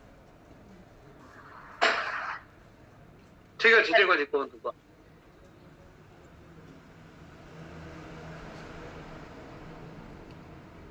ଏଠାରେ ମହାରାଜ ଯୁଧିଷ୍ଠିର ଯମରାଜଙ୍କର ପୁତ୍ର ହୋଇ ମଧ୍ୟ ଶୋକାଭିତ ହଉଛନ୍ତି, କିନ୍ତୁ ସେ ଏଟା ହବା ଉଚିତ ନୁହେଁ, ଏଟା କିନ୍ତୁ ଏଟା ହେଇଛନ୍ତି କାରଣ ଏଟା ଭଗବାନଙ୍କର ଇଚ୍ଛା ଥିଲା। ତେଣୁ ଜଣେ ସାଧାରଣ ମଣିଷ ଭଳି ସେ ମୋହଗ୍ରସ୍ତ ହେଇଛନ୍ତି। ତା ପିଛରେ ଭଗବାନଙ୍କର ଗୋଟେ ବିଶେଷ ଉଦ୍ଦେଶ୍ୟ ଥିଲା। ଉଦ୍ଦେଶ୍ୟ ହଉଛି ଅର୍ଜୁନ ଯେମିତି ଭଗବାନଙ୍କର ବାଣୀ ଶୁଣି ତାଙ୍କ ମାନେ ଯୁଦ୍ଧ ମାନେ ମୋହମୁକ୍ତ ହୋଇଥିଲେ, ଠିକ ସେମିତି ଯୁଧିଷ୍ଠିର ଭୀଷ୍ମଦେବଙ୍କର ବାଣୀ ଦ୍ୱାରା ମାନେ ଉପଦେଶ ମାନେ ଯୁଧିଷ୍ଠିରଙ୍କର ଉପଦେଶ ମାଧ୍ୟମରେ ଭୀଷ୍ମଦେବ ତାଙ୍କ ଉପଦେଶ ଦ୍ୱାରା ଯୁଧିଷ୍ଠିରଙ୍କୁ ସାନ୍ତ୍ୱନା ପ୍ରଦାନ କରିବେ, ଏଇଭଳି ଏକ ଆୟୋଜନ କରିଛନ୍ତି ଭଗବାନ ଶ୍ରୀକୃଷ୍ଣ। ଏଇ ସବୁ କିଛି ହଉଛି ଭଗବାନଙ୍କ ଦ୍ୱାରା। ଭଗବାନ ଚାହୁଁଛନ୍ତି ଏମିତି ତାଙ୍କର ଭକ୍ତଙ୍କର ମହିମାକୁ ଗୌରବାନ୍ୱିତ କରିବା ପାଇଁ ଏଇ ସବୁ ପ୍ଲାନ କରୁଛନ୍ତି, ଗୋଟେ ପ୍ଲାନ କରୁଛନ୍ତି। ନେକ୍ସଟ ଶ୍ଲୋକକୁ ଯିବା। ଆହୋ ମେ ପଶ୍ୟତା ଜ୍ଞାନଂ ହୃଦି ରୂଢଂ ଦୁରାତ୍ମନ ପାରକ୍ୟସ୍ୟୈବ ଦେହସ୍ୟ ବହ୍ୟମେହ କ୍ଷଣିହତା। ଆହୋ ମେ ପଶ୍ୟତା ଜ୍ଞାନଂ ହୃଦି ରୂଢଂ ଦୁରାତ୍ମନ পারক্যস্যৈব দেহস্য বহ্যমেহ ক্ষণির্হতা। অহ হায়, মে আমার, পশ্যত দেখো, অজ্ঞানম অজ্ঞানতা, হৃদয়ে, রূঢ়ম স্থিত, দুরাত্মন পাপিষ্ঠদের, পারক্যস্য অন্যদের জন্য, এব অবশ্যই, দেহস্য দেহের, বহু বহু, মে আমার দ্বারা অক্ষণী সেনাবাহিনী হতা নিহত হয়েছে। অনুবাদ। মহারাজ যুধিষ্ঠির বললেন, হায়, আমি অত্যন্ত পাপিষ্ঠ, আমার হৃদয়ে গভীর অজ্ঞতায় আচ্ছন্ন। এই দেহ যা অবশেষে অন্যদের ভক্ষ, তারই জন্যই আমি বহু বহু অক্ষণী সেনা বোধ করছি। এই অনুবাদରେ ଯୁଧିଷ୍ଠିର କହୁଛନ୍ତି, ହାୟ ହାୟ ହାୟ, ମୁଁ କଣ କରୁଛି ବା ମୁଁ କଣ କରିଛି, ମୁଁ ଅତ୍ୟନ୍ତ ପାପିଷ୍ଠ, ମୁଁ ଅତ୍ୟନ୍ତ ମାନେ ମୁଁ ମାନେ ବହୁତ ବହୁତ ବଡ ପାପୀ, ମୋର ହୃଦୟ ଗଭୀର ଅନ୍ଧକାରଚ୍ଛନ୍ନମୟ, ମୋର ଏଇ ଦେହ ଦିନେ ତ ମୋର ଏଇ ଜଡ ଶରୀର ଦିନ ଦିନ ତ୍ୟାଗ କରିବି ଏବଂ ଏଇ ଦେହକୁ ମାନେ କୁକୁର ଶୃଗାଳ ମାନେ ଭକ୍ଷଣ କରିବେ, ଆଉ ଏଇ ଦେହ ପାଇଁ ମୁଁ ବହୁ ଅକ୍ଷଣୀ ସେନାକୁ ବୋଧ କଲି। ହାୟ ହାୟ ହାୟ, ମୁଁ କେତେ ବଡ ଅନ୍ୟାୟ କରିଛି, ମୁଁ କେତେ ବଡ ପାପିଷ୍ଠ। ଏଇଟା ଅନୁବାଦରେ କହିଛନ୍ତି ପ୍ରଭୁପାଦ। ତାତ୍ପର୍ଯ୍ୟକୁ ଆମେ ଯିବା। ଏଠାରେ ଅକ୍ଷଣୀ ସେନା କଥା କୁହାଯାଇଛି। ଅକ୍ଷଣୀ ସେନା କାହାକୁ କୁହାଯାଏ? ଅକ୍ଷଣୀ ସେନା ହଉଛନ୍ତି 21,870ଟି ରଥ, 21,870ଟି ହସ୍ତୀ, 109,650ଟି ପଦାତିକ ଏବଂ 65,600ଟି ଅଶ୍ୱାରୋହୀ ସୈନିକକୁ ନେଇ ଗୋଟିଏ ଅକ୍ଷଣୀ ସେନା ହୁଏ ଏବଂ କୁରୁକ୍ଷେତ୍ର ଯୁଦ୍ଧରେ ଏଇ ବହୁ ଅକ୍ଷଣୀ ସେନାକୁ ନିହତ ହୋଇଛନ୍ତି। ବହୁ ଏଇ ମାନେ କେତେ ପଶୁ, କେତେ ମାନେ ହସ୍ତୀ, ଅଶ୍ଵ, ପଦାତିକ, ନିରୀହ ପ୍ରାଣୀ ମାନଙ୍କର ହତ୍ୟା ହେଇଛି। ମାନେ ମାନେ ପୃଥିବୀରେ ସବୁଠୁ ପୁଣ୍ୟବାନ ରାଜା ଥିଲେ ମହାରାଜ ଯୁଧିଷ୍ଠିର, କିନ୍ତୁ ଯେତେବେଳେ ସେ ଅସଂଖ୍ୟ ଜୀବର ହତ୍ୟା ହେଇଛି ନା, ସେତେବେଳେ ସେ ନିଜକୁ ଦାୟୀ କରୁଛନ୍ତି। ସେ କହୁଛନ୍ତି ଏଇ ଯୁଦ୍ଧରେ ନିରୀହ ମାନଙ୍କୁ ମାନେ ନିରୀହ ଜୀବ ମାନଙ୍କର ହତ୍ୟା ହେଇଛି। ସେଇଟା ମାନେ ସେ ଜଣେ ଧର୍ମାତ୍ମା ପୁଣ୍ୟାତ୍ମା ଥିଲେ ନା, ତେଣୁ ସେ ଏଇଟାକୁ ସେ ମନରୁ ମାନି ନେଇ ପାରୁନାହାନ୍ତି ଯେ ଏତେ ଜୀବଙ୍କର ହତ୍ୟା ହେଇଛି ମୋ ପାଇଁ, ମୋ ଭଳିଆ ପାପିଷ୍ଠ ପାଇଁ, ମୋ ଭଳିଆ ଜଣେ ସାଧାରଣ ମନୁଷ୍ୟ ପାଇଁ। ବ୍ୟାସଦେବ ମୁନି କହିଛନ୍ତି ନା, ପର ଉପକାରାୟ, ପାପ କାହାକୁ କୁହନ୍ତି ବା ପୁଣ୍ୟ କାହାକୁ କୁହନ୍ତି? ପର ଉପକାରାୟ ମାନେ ଜୀବନକୁ ପର ଉପକାରରେ ଲଗାଅ, ସେଟାକୁ କୁହନ୍ତି ପୁଣ୍ୟ। ଏବଂ ପର ଉତ୍ପୀଡ଼ନ, ଯାହାକୁ ଆମେ ଶାରୀରିକ ଭାବରେ ବା ମାନସିକ ଭାବରେ ବା କାୟିକ ବା ବଚନ ମାଧ୍ୟମରେ ଆମେ କଷ୍ଟ ଦଉ, ସେଟା ବି ପାପ ହେଇଥାଏ। ତେଣୁ ମୁଁ ତ ସେ ପାପ ତ ମୁଁ ତ ଗୋଟେ ପ୍ରାଣୀର ଜୀବନକୁ ନେଇଛି, ଗୋଟେ ନୁହେଁ ଲକ୍ଷ ଲକ୍ଷ କୋଟି କୋଟି ପ୍ରାଣୀଙ୍କର ଜୀବନକୁ ମୁଁ ନେଇଛି। ତେଣୁ ମୁଁ କେତେ ବଡ ପାପ କରୁଛି, ମୁଁ କେତେ ବଡ ପାପିଷ୍ଟ, ମୁଁ କେତେ ବଡ ଆତତାୟୀ, ଏଇଟା ମାନେ ସେ ମନକୁ କଷୁଛନ୍ତି ଯୁଧିଷ୍ଠିର ମହାରାଜ। କାହିଁକି? ସେ ଜଣେ ପୁଣ୍ୟାତ୍ମା ଥିଲେ, ସେ ଜଣେ ପରମ ବୈଷ୍ଣବ ଥିଲେ, ସେ ଜଣେ ଭଗବାନଙ୍କର ଶୁଦ୍ଧ ଭକ୍ତ ଥିଲେ। ସେଥିପାଇଁ ତାଙ୍କ ମନରେ ଏଇଭଳି ଉଦ୍ରେକ ହଉଛି। ଯେହେତୁ ସବୁ କିଛିର ମୂଳ ଭଗବାନ, ସେ ଭଗବାନ ଏସବୁ କରୁଛନ୍ତି, ତଥାପି ସେ ତାଙ୍କ ମନରେ ଏଇ ସବୁ ବିଷାଦ ଆସୁଛି। କାହିଁକି ମୁଁ ଏପରି କରୁଛି? ମୁଁ ମୋର ଏ ଶରୀର ନଶ୍ୱର ଶରୀର, ଏଟା ଅଶାଶ୍ୱତ, ଏଟା ଅଚେତନ, ଏଟା ଦିନ ଏଟା ନାଶ ହବ। ତେଣୁ ଏଇ ଶରୀରରେ ଯେତେବେଳେ ମୋର ମୃତ୍ୟୁ ହବ, ସେତେବେଳେ ଏଇ ଶରୀରକୁ କୁକୁର ଶୃଗାଳ ଭକ୍ଷଣ କରିବେ। ଆଉ ମୁଁ ଏଇ ଶରୀର ପାଇଁ ଏତେ ବଡ ଯୁଦ୍ଧର ଆୟୋଜନ କଲି, ଏତେ ବଡ ଯୁଦ୍ଧ କରି ମାନେ ମାନେ ମାନେ ମାନେ ନିରୀହ ପ୍ରାଣୀ ମାନଙ୍କୁ ହତ୍ୟା କଲି। ଏଇ କଥା କହି ଏଇ କଥାକୁ ଭାବି ମାନେ ଯୁଧିଷ୍ଠିର ମହାରାଜ ଅତ୍ୟନ୍ତ ଶୋକାକୁଳ ହଉଛନ୍ତି। ଏଇ ବିରାଟ ହତ୍ୟାକାଣ୍ଡରୁ ମୁଁ ବହୁତ ବଡ ଖଳନାୟକ ହେଇଗଲି, ବହୁତ ବଡ ପାପିଷ୍ଟ, ମୁଁ ଅଧମ, ମୁଁ ଅଜ୍ଞାନୀ, ଏମିତି କହିକି ଯୁଧିଷ୍ଠିର ମହାରାଜ ନିଜକୁ କୋଷୁଛନ୍ତି। ତାପରେ ଶ୍ଲୋକକୁ ଯିବା। ବାଲୋ ଦ୍ୱିଜ ସୁହୃଦ୍ ମିତ୍ର ପିତୃଭାତୃନ୍ ଗୁରୁଦ୍ରହ ନ ମେ ରୟାନ୍ମକ୍ଷ୍ୟ ହାପି ବର୍ଷାୟୁତାୟୁତେ। କ୍ଷମା କରିବେ ପ୍ରଭୁ, ମୁଁ ଟିକେ ମନେ ହୁଏ ସଂସ୍କୃତ ଶ୍ଲୋକ ଗୁଡା ଭୁଲ ପଢୁଛି, ବୋଧେ କଷ୍ଟ ଲାଗୁ ମାନେ ବଙ୍ଗଳାରେ ତ ନାଇଁ ଠିକ କରୁଛନ୍ତି। ନା ଠିକ ଅଛି, କିଛି ଅସୁବିଧା ନାହିଁ। ସଂସ୍କୃତ ଶ୍ଲୋକ କହିକିରି ଆପଣ କହିଲେ ସୁବିଧା ହଉଛି, ଭଲ। Don't worry. ହରେ କୃଷ୍ଣ। ବାଳ ଦ୍ୱିଜ ସୁହୃଦ୍ ମିତ୍ର ପିତୃଭାତୃନ୍ ଗୁରୁଦ୍ରହ ନ ମେ ହ୍ୟପି ବର୍ଷାୟୁତେ। ବାଲ ମାନେ ବାଲକେରା, ଦ୍ୱିଜ ମାନେ ବ୍ରାହ୍ମଣ, ସୁହୃଦ ମାନେ ଶୁଭାକାଂକ୍ଷୀ, ମିତ୍ର ବନ୍ଧୁଗଣ, ପିତୃତୁଲ୍ୟ, ଭାତୃ ଭ୍ରାତାଗଣ, ଗୁରୁଜନ, দ্রোহ হত্যাকারী, ন কখনোই নয়, মে আমার, সৎ হবে, নিরয়াত নরক থেকে, মোক্ষ মুক্তি, হি অবশ্যই, অপি যদিও, বর্ষ বৎসর, অয়ুতে লক্ষ লক্ষ। অনুবাদ। আমি বহু বালক, ব্রাহ্মণ, সুহৃদ, সখা, পিতৃব্য, গুরুজন এবং ভ্রাতাদের বধ করেছি। তাই এই সমস্ত পাপের ফলে আমার জন্য যে নরকবাস আসন্ন, লক্ষ লক্ষ বছর জীবিত থাকলেও তা থেকে আমার মুক্ত হবে না, আমার মুক্তি হবে না। এটি অনুবাদরে যুধিষ্ঠির মহারাজ মানে ବହୁତ ଶୋକାକୁଳ ତ, ନିଜକୁ ବହୁତ ହୀନ ମନ କରିକି କହୁଛନ୍ତି, ଆମେ ବହୁ ବାଲକ ମାନେ ଶିଶୁ ମାନେ ବାଳକକୁ ବ୍ରାହ୍ମଣ ମାନଙ୍କୁ, ସୁହୃଦ ମାନେ ମୋର ହିତାକାଂକ୍ଷୀ, ସଖା ମୋର ବନ୍ଧୁ, ପିତୃବ୍ୟ ମାନେ ପିତୃତୁଲ୍ୟ, ଗୁରୁଜନ ମାନେ ଭ୍ରାତା ମାନଙ୍କୁ, ଭାଇ ମାନଙ୍କୁ ବଧ କରିଛି। ଏବଂ ଏଇ ସମସ୍ତ ପାପ ଦ୍ଵାରା ମୋର ନରକରେ ଲକ୍ଷ ଲକ୍ଷ ବର୍ଷ, କୋଟି କୋଟି ବର୍ଷ ସେଠି ଯଦି ମୁଁ ବାସ ନରକରେ, ତେବେ ବି ମୋର ପାପ ଧୋଇ ହବନି ବା ମୁଁ ପାପରୁ ମୁକ୍ତ ହେବି ନାହିଁ। ତେଣୁ ଏଠି ତାତ୍ପର୍ଯ୍ୟରେ ପ୍ରଭୁପାଦ କହୁଛନ୍ତି, ଯେତେବେଳେ ଏଇ ଯୁଦ୍ଧ, ଏଇ ମହାଭାରତ ଯୁଦ୍ଧ ହେଇଛି, ଏଇ ଭୟଙ୍କର ଯୁଦ୍ଧ ହେଇଛି, ସେଥିରେ ମାନେ ବାଳକ ମାନେ ଯେମିତି ଅଭିମନ୍ୟୁ ମରିଥିଲେ, ଏଇ ଯୁଦ୍ଧ ପାଇଁ ତ ଦ୍ରୌପଦୀଙ୍କର ପଞ୍ଚପୁତ୍ର ବି ବୀରଗତିକୁ ମାନେ ତାଙ୍କୁ ଦୁର୍ଯ୍ୟୋଧନ ମାରିଥିଲେ ନା। ତାପରେ ବ୍ରାହ୍ମଣ ମାନଙ୍କୁ ହତ୍ୟା କରୁଛନ୍ତି ଯୁଦ୍ଧରେ। ସ୍ତ୍ରୀ ଲୋକ ମାନଙ୍କର ମତ ବହୁ ନିରୀହ ଜୀବଙ୍କର ମୃତ୍ୟୁ ହେଇଛି ମାନେ ସ୍ତ୍ରୀ ଲୋକଙ୍କର ଯୋଉ ପିତା ପୁତ୍ର ତାଙ୍କର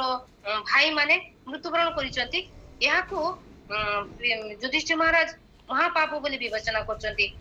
କାହିଁକି ନା ସେମାନେ ଥିଲେ ନିରୀହ ଥିଲେ ବାଳକ ସ୍ତ୍ରୀ ବ୍ରାହ୍ମଣ ଏମାନେ ହଉଛନ୍ତି ସମାଜରେ ନିରୀହ ବ୍ୟକ୍ତି ଏମାନଙ୍କୁ ମାନେ ମାରିବା ହତ୍ୟା କରିବା ଶାସ୍ତ୍ରରେ କଡାକଡି ଭାବେ ନିଷେଧ କରାଯାଇଛି କିନ୍ତୁ ଏଇ ମହାଭାରତ ଯୁଦ୍ଧରେ ଏଇ କୁରୁକ୍ଷେତ୍ରରେ ସେମାନଙ୍କୁ ବଧ କରାଯାଇଛି ଏଇଟା ପାଇଁ ମାନେ ଯୁଧିଷ୍ଠିର ମହାରାଜ ନିଜକୁ ପୋଷୁଛନ୍ତି ଯୁଧିଷ୍ଠିର ମହାରାଜ କହୁଛନ୍ତି ଯେ ଏଇପରି ନିରୀହ ମାନଙ୍କର ଯୋଉ ହତ୍ୟା ହେଇଛି ଗଣହତ୍ୟା ହେଇଛି ଏଟା ହବା ଉଚିତ ନଥିଲା ଏବଂ ତା ଛଡା ସେଇ ଯୁଦ୍ଧରେ ମାନେ ଯୋଉ ଉଭୟ ପକ୍ଷରେ ବି ମାନେ ମୃତ୍ୟୁବରଣ କରିଛନ୍ତି ନା ଖାଲି ଯେ ଦୁର୍ଯ୍ୟୋଧନଙ୍କର ପକ୍ଷରେ ଯେ ମୃତ୍ୟୁବରଣ କରିଛନ୍ତି ତା ନୁହେଁ ତାଙ୍କ ପକ୍ଷରେ ବି ତ ସେନାବାହିନୀ ତାଙ୍କର ଆତ୍ମୀୟ ସ୍ୱଜନ ବର୍ଗ ମାନଙ୍କୁ ବି ମୃତ୍ୟୁବରଣ କରିଛନ୍ତି ନା ସେଇଟା ପାଇଁ ସେ ଅନେକ ମାନେ ବିବ୍ରତ ହଉଛନ୍ତି ଏବଂ ସେ କହୁଛନ୍ତି ଯେ କାହିଁକି ଏମିତି ମୋର ଏଇ ମାନେ ଏଇ ଯୋଉ ଯୁଦ୍ଧରେ ଏଇ ଯୋଉ ମାନେ ମୋର ସ୍ୱାର୍ଥ ପାଇଁ ମୋର ଏଇ ରାଜ୍ୟ ପାଇଁ ମୁଁ ମୋର ମାନେ ନିରୀହ ଲୋକଙ୍କୁ ଯୋଉ ମୋ ଦ୍ୱାରା ହତ୍ୟା ହେଲେ ବା ଏଇ ଯୁଦ୍ଧରେ ଯୋଉ ହତ୍ୟା ହେଇଛନ୍ତି ଏହା ଦ୍ୱାରା ସେ ଅତ୍ୟନ୍ତ ବିଷାଦ ହେଇଛନ୍ତି ଏବଂ ସେ କହୁଛନ୍ତି ମୁଁ ଏଇ ଯୋଉ ଏମାନଙ୍କୁ ଯୋଉ ମାରିଛି ବା ଏମାନେ ଯୋଉ ମୋ ଦ୍ୱାରା ନିହତ ହେଇଛନ୍ତି ଏହା ଦ୍ୱାରା ମୁଁ କୋଟି କୋଟି ବର୍ଷ ଯଦି ନରକରେ ରୁହେ ତେବେ ବି ମୋର ପାପ ଧୋଇ ହବନି ଏଇଟା ସେ କହୁଛନ୍ତି ମାନେ ଅତ୍ୟନ୍ତ ମାନେ ଯେହେତୁ ସେ ଜଣେ ଶୁଦ୍ଧ ଭକ୍ତ ଥିଲେ ନା ସେଥିପାଇଁ ତାଙ୍କ ମନରେ ଏଇଭଳି ଭାବନା ଆସୁଛି ଯେ ମୁଁ ଏତେ ନିରୀହ ଲୋକଙ୍କୁ ମାରିଛି ସେଥିପାଇଁ ମୁଁ କୋଟି କୋଟି ବର୍ଷ ଯଦି ନରକରେ ରୁହେ ତେବେ ମୋର ପାପ ଧୋଇବ ନାହିଁ ବା ମୁଁ ସେ ପାପରୁ ମୁକ୍ତ ହେବି ନାହିଁ ତାପରେ ଶ୍ଲୋକ ନମ୍ବର 50 नैन राज्ञ प्रजा भटु धर्म युद्धे बध दिशाम् इति मेन तु बधाय कल्पते शासनं वच न माने ना एन पाप राज्ञ राजा प्रजा भर्तु प्रजापालक धर्म न्याय संगत युद्धे समरे बध हत्या दिशाम शत्रुदे इति এই সমস্ত মে আমাকে না তু কিন্তু বোধাই সান্ত্বনার নিমিত্ত কল্পতে পরিচালনার জন্য শাসনম নির্দেশ বচ বাণী অনুবাদ ন্যায়সঙ্গত কারণে প্রজাপালক রাজা শত্রুবধ করলে কোনো পাপ হয় না কিন্তু শাস্ত্রে এই সমস্ত অনুশাসন আমার ক্ষেত্রে প্রযোজ্য নয় অনুবাদরে যুধিষ্ঠির মহারাজ কହୁଛନ୍ତି যে জଣେ ନ୍ୟାୟସଙ୍ଗତ ରାଜା ଯଦି ପ୍ରଜା ପାଳନ ଉଦ୍ଦେଶ୍ୟରେ ଯଦି ଯୁଦ୍ଧ କରେ ବା ତାର ଶତ୍ରୁକୁ ନିଧନ କରେ ସେତେବେଳେ ସେ ତାର କୌଣସି ପାପ ହୁଏନି କିନ୍ତୁ ମୁଁ ଶାସ୍ତ୍ର ନିୟମ ଅନୁଯାୟୀ ମୁଁ ତ ପ୍ରଜା ପାଳକ ନାହିଁ ନା ମୁଁ ତ ଶାସକ ନୁହେଁ ବା ମୁଁ ପ୍ରଜା ଶାସନ କରି ନାହିଁ ତେବେ ମୁଁ କାହିଁକି ଏତେ ଅନ୍ୟାୟ ଭାବରେ କାହିଁକି ମୁଁ ମାରିବି ମାନେ ଏଇ ସବୁ ଶ୍ଲୋକ ଦ୍ୱାରା ଯୁଧିଷ୍ଠିର ମହାରାଜ ତାଙ୍କର ବିଷାଦର ଯୋଉ କାରଣ ଗୁଡା କି ଟାଇପର ବିଷାଦ ହେଇଛି ସେଇଟାକୁ ସେ କହୁଛନ୍ତି ସୁତ ଗୋସ୍ୱାମୀ କହୁଛନ୍ତି ସନକାଦି ମୁନି ଋଷିଙ୍କୁ ଯେ ଯୁଧିଷ୍ଠିରଙ୍କର ଏଇଭଳି ବିଷାଦ ଗୁଡା ହେଇଛି ତ ସେ କହୁଛନ୍ତି ଯୁଧିଷ୍ଠିର ମହାରାଜ କହୁଛନ୍ତି ଯେ ମୁଁ ନ୍ୟାୟ ସଙ୍ଗତ ମାନେ ମୁଁ ତ ନ୍ୟାୟ ଭାବରେ ପ୍ରଜା ପାଳନ କରିନି ମୁଁ ତ ରାଜା ତ ନୁହେଁ ନା ତ ରାଜା ନ ହେଇକି ମୁଁ ଏତେ ଲୋକଙ୍କୁ ମାରି ପକେଇଲି ତ ଏଟା ତ ନ୍ୟାୟ ସଙ୍ଗତ ନୁହେଁ ସେଥିପାଇଁ ମୋ ପାଇଁ ମୁଁ ଘୋର ପାପୀ ମୁଁ ପାପ କରିଛି ଏଇଟାକୁ ଯୁଧିଷ୍ଠିର ମହାରାଜ ଉଲ୍ଲେଖ କରୁଛନ୍ତି ତାଙ୍କ ବକ୍ତ ମାଧ୍ୟମରେ ତାଙ୍କ ବିଷାଦ ମାଧ୍ୟମରେ ତାତ୍ପର୍ଯ୍ୟରେ ପ୍ରଭୁପାଦ କହୁଛନ୍ତି ମହାରାଜ ଯୁଧିଷ୍ଠିର କହୁଛନ୍ତି ଯେ ପ୍ରକୃତରେ ମୁଁ ରାଜ୍ୟ ଶାସନ ବ୍ୟାପାରେ ସେ କହୁଛନ୍ତି ଯେ ମୁଁ ରାଜ୍ୟ ଶାସନରେ ମୁଁ ଇଏ ନୁହଁ ମୁଁ ରାଜ୍ୟ ଶାସନରେ ସୁଦକ୍ଷ ରାଜା ନୁହେଁ ଦୁର୍ଯ୍ୟୋଧନ ଯେତେବେଳେ ଏଇ ସିଂହାସନରେ ଶାୟିତ ଥିଲା ଏବଂ ସେ ସୁନ୍ଦର ଭାବରେ ରାଜ୍ୟ ପାଳନ କରୁଥିଲେ କିନ୍ତୁ ଏବଂ ସେଥିରେ ପ୍ରଜାମାନେ ମଧ୍ୟ ବହୁତ ଖୁସି ଥିଲେ କିନ୍ତୁ ମୁଁ ରାଜା ନ ହୋଇ ମୁଁ ରାଜ୍ୟ ସିଂହାସନରେ ଶାୟିତ ନ ହୋଇ ପ୍ରଜାମାନଙ୍କୁ ନିହତ କରିଛି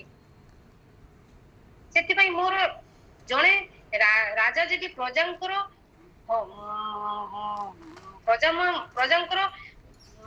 ଭଲ ପାଇଁ से जदि युद्ध करती तेबे से पाप भोग करती नहीं से निहत जो व्यक्ति मानक से पाप भोग करती नहीं किंतु मु तो राजा नुहे एटा को से बारंबार कहउचंती माने मु माने निज स्वार्थ पाई प्राणी मानकर हत्या करली मोर मोर अधिकार को बुद्धि करबा उद्देश्य रे मु ए माने प्रजा नर हत्या करली तेणु मोर मो माने यदि एई कर्मटा यदि माने दुर्योधन यदि एई हत्या करी माने शासन करता सेतिर होइतो तारो माने न्याय माने अन्याय होई ना था किंतु मु जने माने शासन गति रे न बसी एते प्राणी को हत्या करिछि सेति पई मोर एटा अन्याय हेछि एवं मु नरक को गमन करिवे एटा से युधिष्ठिर महाराज कहउचंती श्लोक नंबर 51 स्त्रीणां मध्य तव दुनां द्रोहो जोहो साविहोक्षित कर्माभि गृह मेधिये नाहं कल्प व्यवहितम् स्त्रीणां मध्य तव धुनां द्रोहो जोहो साविहोक्षित कर्माभि मेधिये नाहं कल्प व्यापहितुम् स्त्रीणां स्त्रीलोकদের মত আমার দ্বারা হত বন্ধুনাম নিহত বন্ধুদের দ্রোহ শত্রুতা যা অসৌ এই সমস্ত ইহ এই সঙ্গে উক্ষিত উদ্ধৃত কর্মের দ্বারা গৃহ মেধিয়ে জড় উন্নতি সাধনে মগ্ন ব্যক্তিদের দ্বারা না অহম আমি কল্প প্রত্যাশা ব্যপহিতুম অপমদন দ্বারা অপমদন করা ব্যপহিতুম অপমদন করা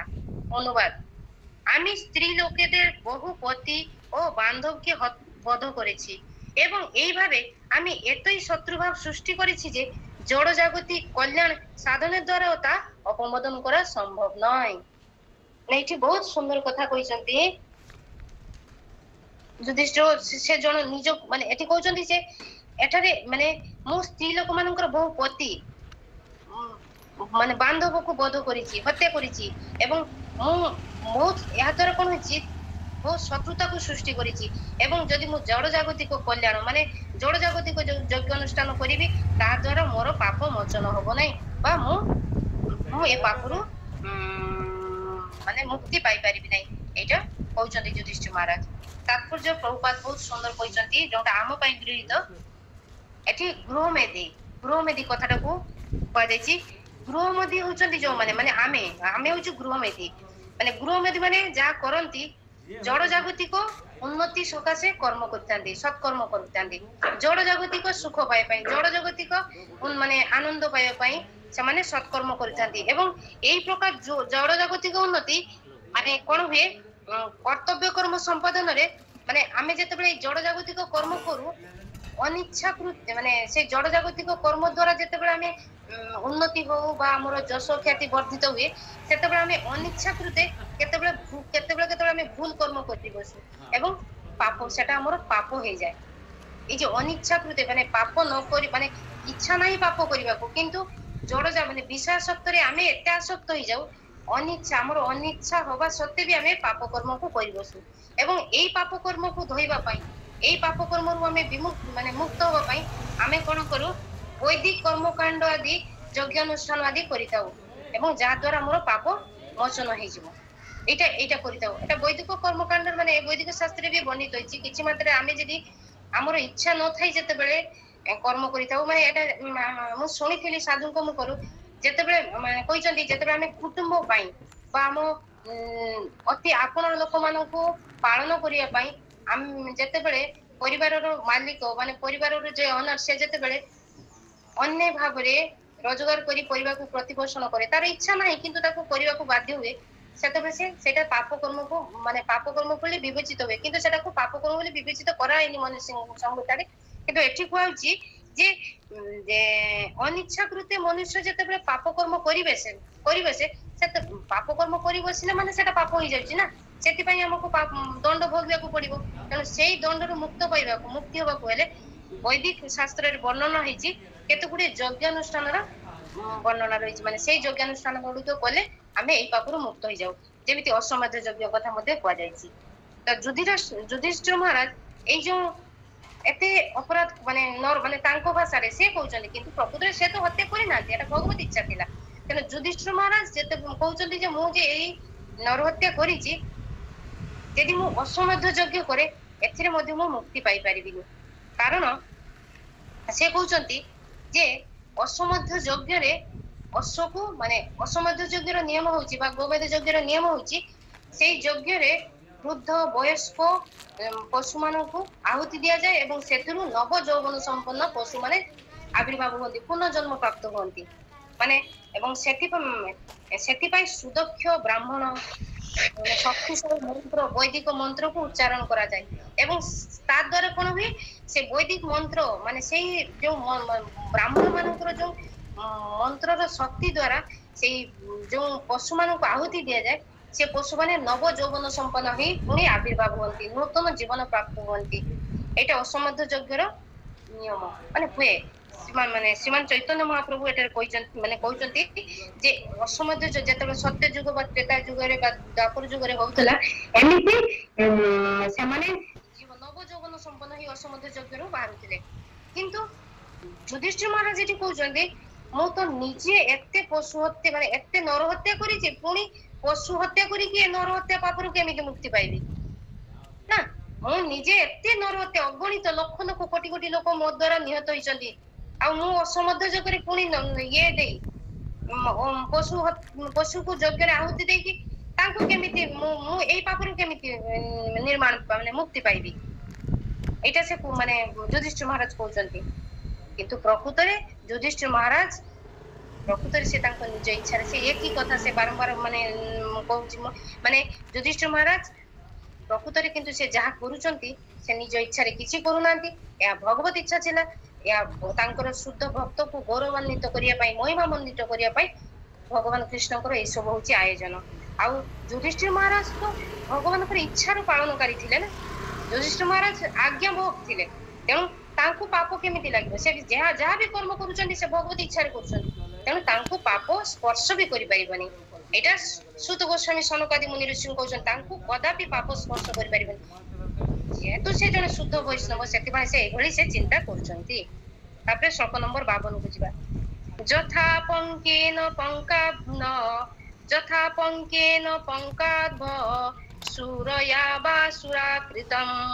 ଋତ ହତ୍ୟାଂ ତଥୈବୈକଂ ନ ଯଜ୍ଞେମାଷ୍ଟୁ ମହର୍ଷି। ଯଥା ପঙ্কেন পঙ্কাভ্য সুরয়া বা সুরাকৃতং ভূত হত্যাং তথৈবৈকং ন যজ্ঞের্মাষ্টু মহর্ষি। যথা যেমন পঙ্কেন কর্দমের দ্বারা মানে পঙ্ক দ্বারা, পঙ্কদ্ভ পঙ্কীয় জল, সুরয়া সুরা দ্বারা বা অথবা সুরাকৃতম সুরা স্পর্শজনিত অপবৃতা ভূত হত্যাম প্রাণীবধ তথা তেমন এব অবশ্যই একম এক না যজ্ঞ অনুষ্ঠানের দ্বারা অষ্টম বধ করা অহর্তি সম্ভব। অনুবাদ: কর্দমের দ্বারা যেমন কর্দমাক্ত জল পরিশ্রুত করা যায় না, অথবা সুরার দ্বারা যেমন সুরা কলঙ্কিত পাত্র পবিত্র করা যায় না, তেমনি যজ্ঞে পশুবধ করে নরহত্যা জনিত পাপ বধ করা যায় না। কেতে সুন্দর কথা কইলে এটি। মানে ଅନୁବାଦରେ ତାଙ୍କର ଅନୁବାଦରେ ସେ ଉଦାହରଣ ଦେଇଛନ୍ତି ଏଇ ଅନୁବାଦରେ ଯେ ଯେମିତି କାଦ ଦ୍ୱାରା ଯେମିତି କାଦର ଜଳକୁ ମାନେ ଗୁଳିଆ ପାଣି ଦ୍ୱାରା ଗୁଳିଆ ପାଣିକୁ ପରିଷ୍କାର କରାଯାଏନି ଏବଂ ସୁରା ମାନେ ମଦ ଯୋଉ ପାତ୍ରରେ ଥିବ ସେ ମଦ ଦ୍ୱାରା ତାକୁ ଯଦି ମାନେ ତାର ପବିତ୍ରତାକୁ ଆଣାଯାଏନି ବା ତାକୁ ପବିତ୍ର କରାଯାଏନି, ଠିକ ସେମିତି ଯଜ୍ଞରେ ପଶୁବଧ କରି ନର ହତ୍ୟା ଜନିତ ପାପକୁ ବଧ କରାଯାଏନି, ମାନେ ସେ ପାପରୁ ମୁକ୍ତି ମିଳେ ନାହିଁ। ତାତ୍ପର୍ଯ୍ୟରେ ପ୍ରଭୁପାଦ କହୁଛନ୍ତି ଯେ ଅଶ୍ୱମେଧ ଯଜ୍ଞ ବା ଗୋମେଧ ଯଜ୍ଞ ଯୋଉ ମାନେ ଦ୍ୱାପର ମାନେ ତ୍ରେତା ଯୁଗ ବା ସତ୍ୟ ଯୁଗରେ ଯୋଉ ଅଶ୍ୱମେଧ ଯଜ୍ଞ ବା ଗୋମେଧ ଯଜ୍ଞ ହଉଥିଲା, ସେତେବେଳେ ଏଟା ମାନେ ଏଇଟା ଅଶ୍ୱମେଧ ଯୁଗ ଆଉ ଗୋମେଧ ଯଜ୍ଞ ଦ୍ୱାପର ଯୁଗ ତ୍ରେତା ଯୁଗ ବା ସତ୍ୟ ଯୁଗରେ ଏଟା ହଉଥିଲା, ଏଟା ପ୍ରଚଳନ ଥିଲା। ଏବଂ ମହାପ୍ରଭୁ श्रीमान महाप्रभु जो कलि जुग आविर्भूत होई कहउचंती एई कलि जुग रे किंतु एई अश्वमेध जुग बा गोमेध जुग एटा संभवपर नुहे कारण सेतेबेले जेतेबेले जो वैदिक मंत्र उच्चारण करी ब्राह्मण माने सेतेबेले नैष्टिक ब्राह्मण थिले माने भगवत भक्त ब्राह्मण थिले से माने जजन जाट माने ब्राह्मण माने जो ब्राह्मण मान जो 9टा गुण थिला तांको पाखरे सेतेबेले विदित था माने सेतेबेले ब्राह्मण पाखरे ए सब गुण मान थिला एवं से माने जो मंत्र उच्चारित करथुले सेही शक्ति बल रे माने यज्ञ रे जो आहुति दउथिले सेही आहुति द्वारा सेही पशु को पुनर्जीवित करि पारथिले तो श्रीमान चैतन्य महाप्रभु कहउचंती कलि जुग रे ए भली ब्राह्मण भी नाही बा ए भली आहुति प्रदान करिवार शक्ति मध्ये ता पाखरे नाही तेनु से को नाही आउ अश्वमेध जुग रे जो पशु बलि माने युधिष्ठिर महाराज कहउचंती जे माने ए यज्ञ रे जो पशु को हत्या करा जायछि ता द्वारा मु जो नर हत्या करिछि याहाकू किंतु ता द्वारा धुआ जाई परिबो नै तेन सेटाई कादो जेरकम अर्धमाक्त पानी द्वारा माने गुलिया जगह को सफा करी हुए नै परिष्कार करा जायनी एवं सुरा माने विषर माने मदर भांड को जेमिति मद द्वारा धोई की पवित्र करा जायनी सेमिति मु नर हत्या रूप को पापरु माने पशु हत्या दे महत्ता रूप को पाप द्वारा पाप को विमोचन करी हबो नै एटा युधिष्ठिर महाराज कहचंदी एवं सर्वशेष रे श्रीमान तेनु ए कलि जुग पई आम पई ए कलि जुगर मनुष्य मानक पई किंतु अश्वमेध जुग कहंतु बा गोमेध जुग एटा आम पई होची प्रेम यज्ञ आम पई होची कृष्ण यज्ञ माने हरिनाम यज्ञ आमे माने युधिष्ठिर महाराज कहउचंदी कलि जुगर यज्ञ अनुष्ठान होची माने हरिनाम यज्ञ आमे जदी भगवान चैतन्य महाप्रभुंकर कर्तृत्व माने चैतन्य महाप्रभुंकर निर्देश रे जो प्रवर्तित हरिनाम यज्ञ से हरिनाम यज्ञ करले आमे ए सब अपराध आमे मुक्त होबा एवं ए हरिनाम यज्ञ को अत्यंत शुद्ध भाव रे माने अत्यंत माने प्रेमपूर्ण भाव रे आमे जदी ए हरिनाम मंत्र को हरिनाम यज्ञ को आमे जदी उच्चारण कीर्तन करिबा बा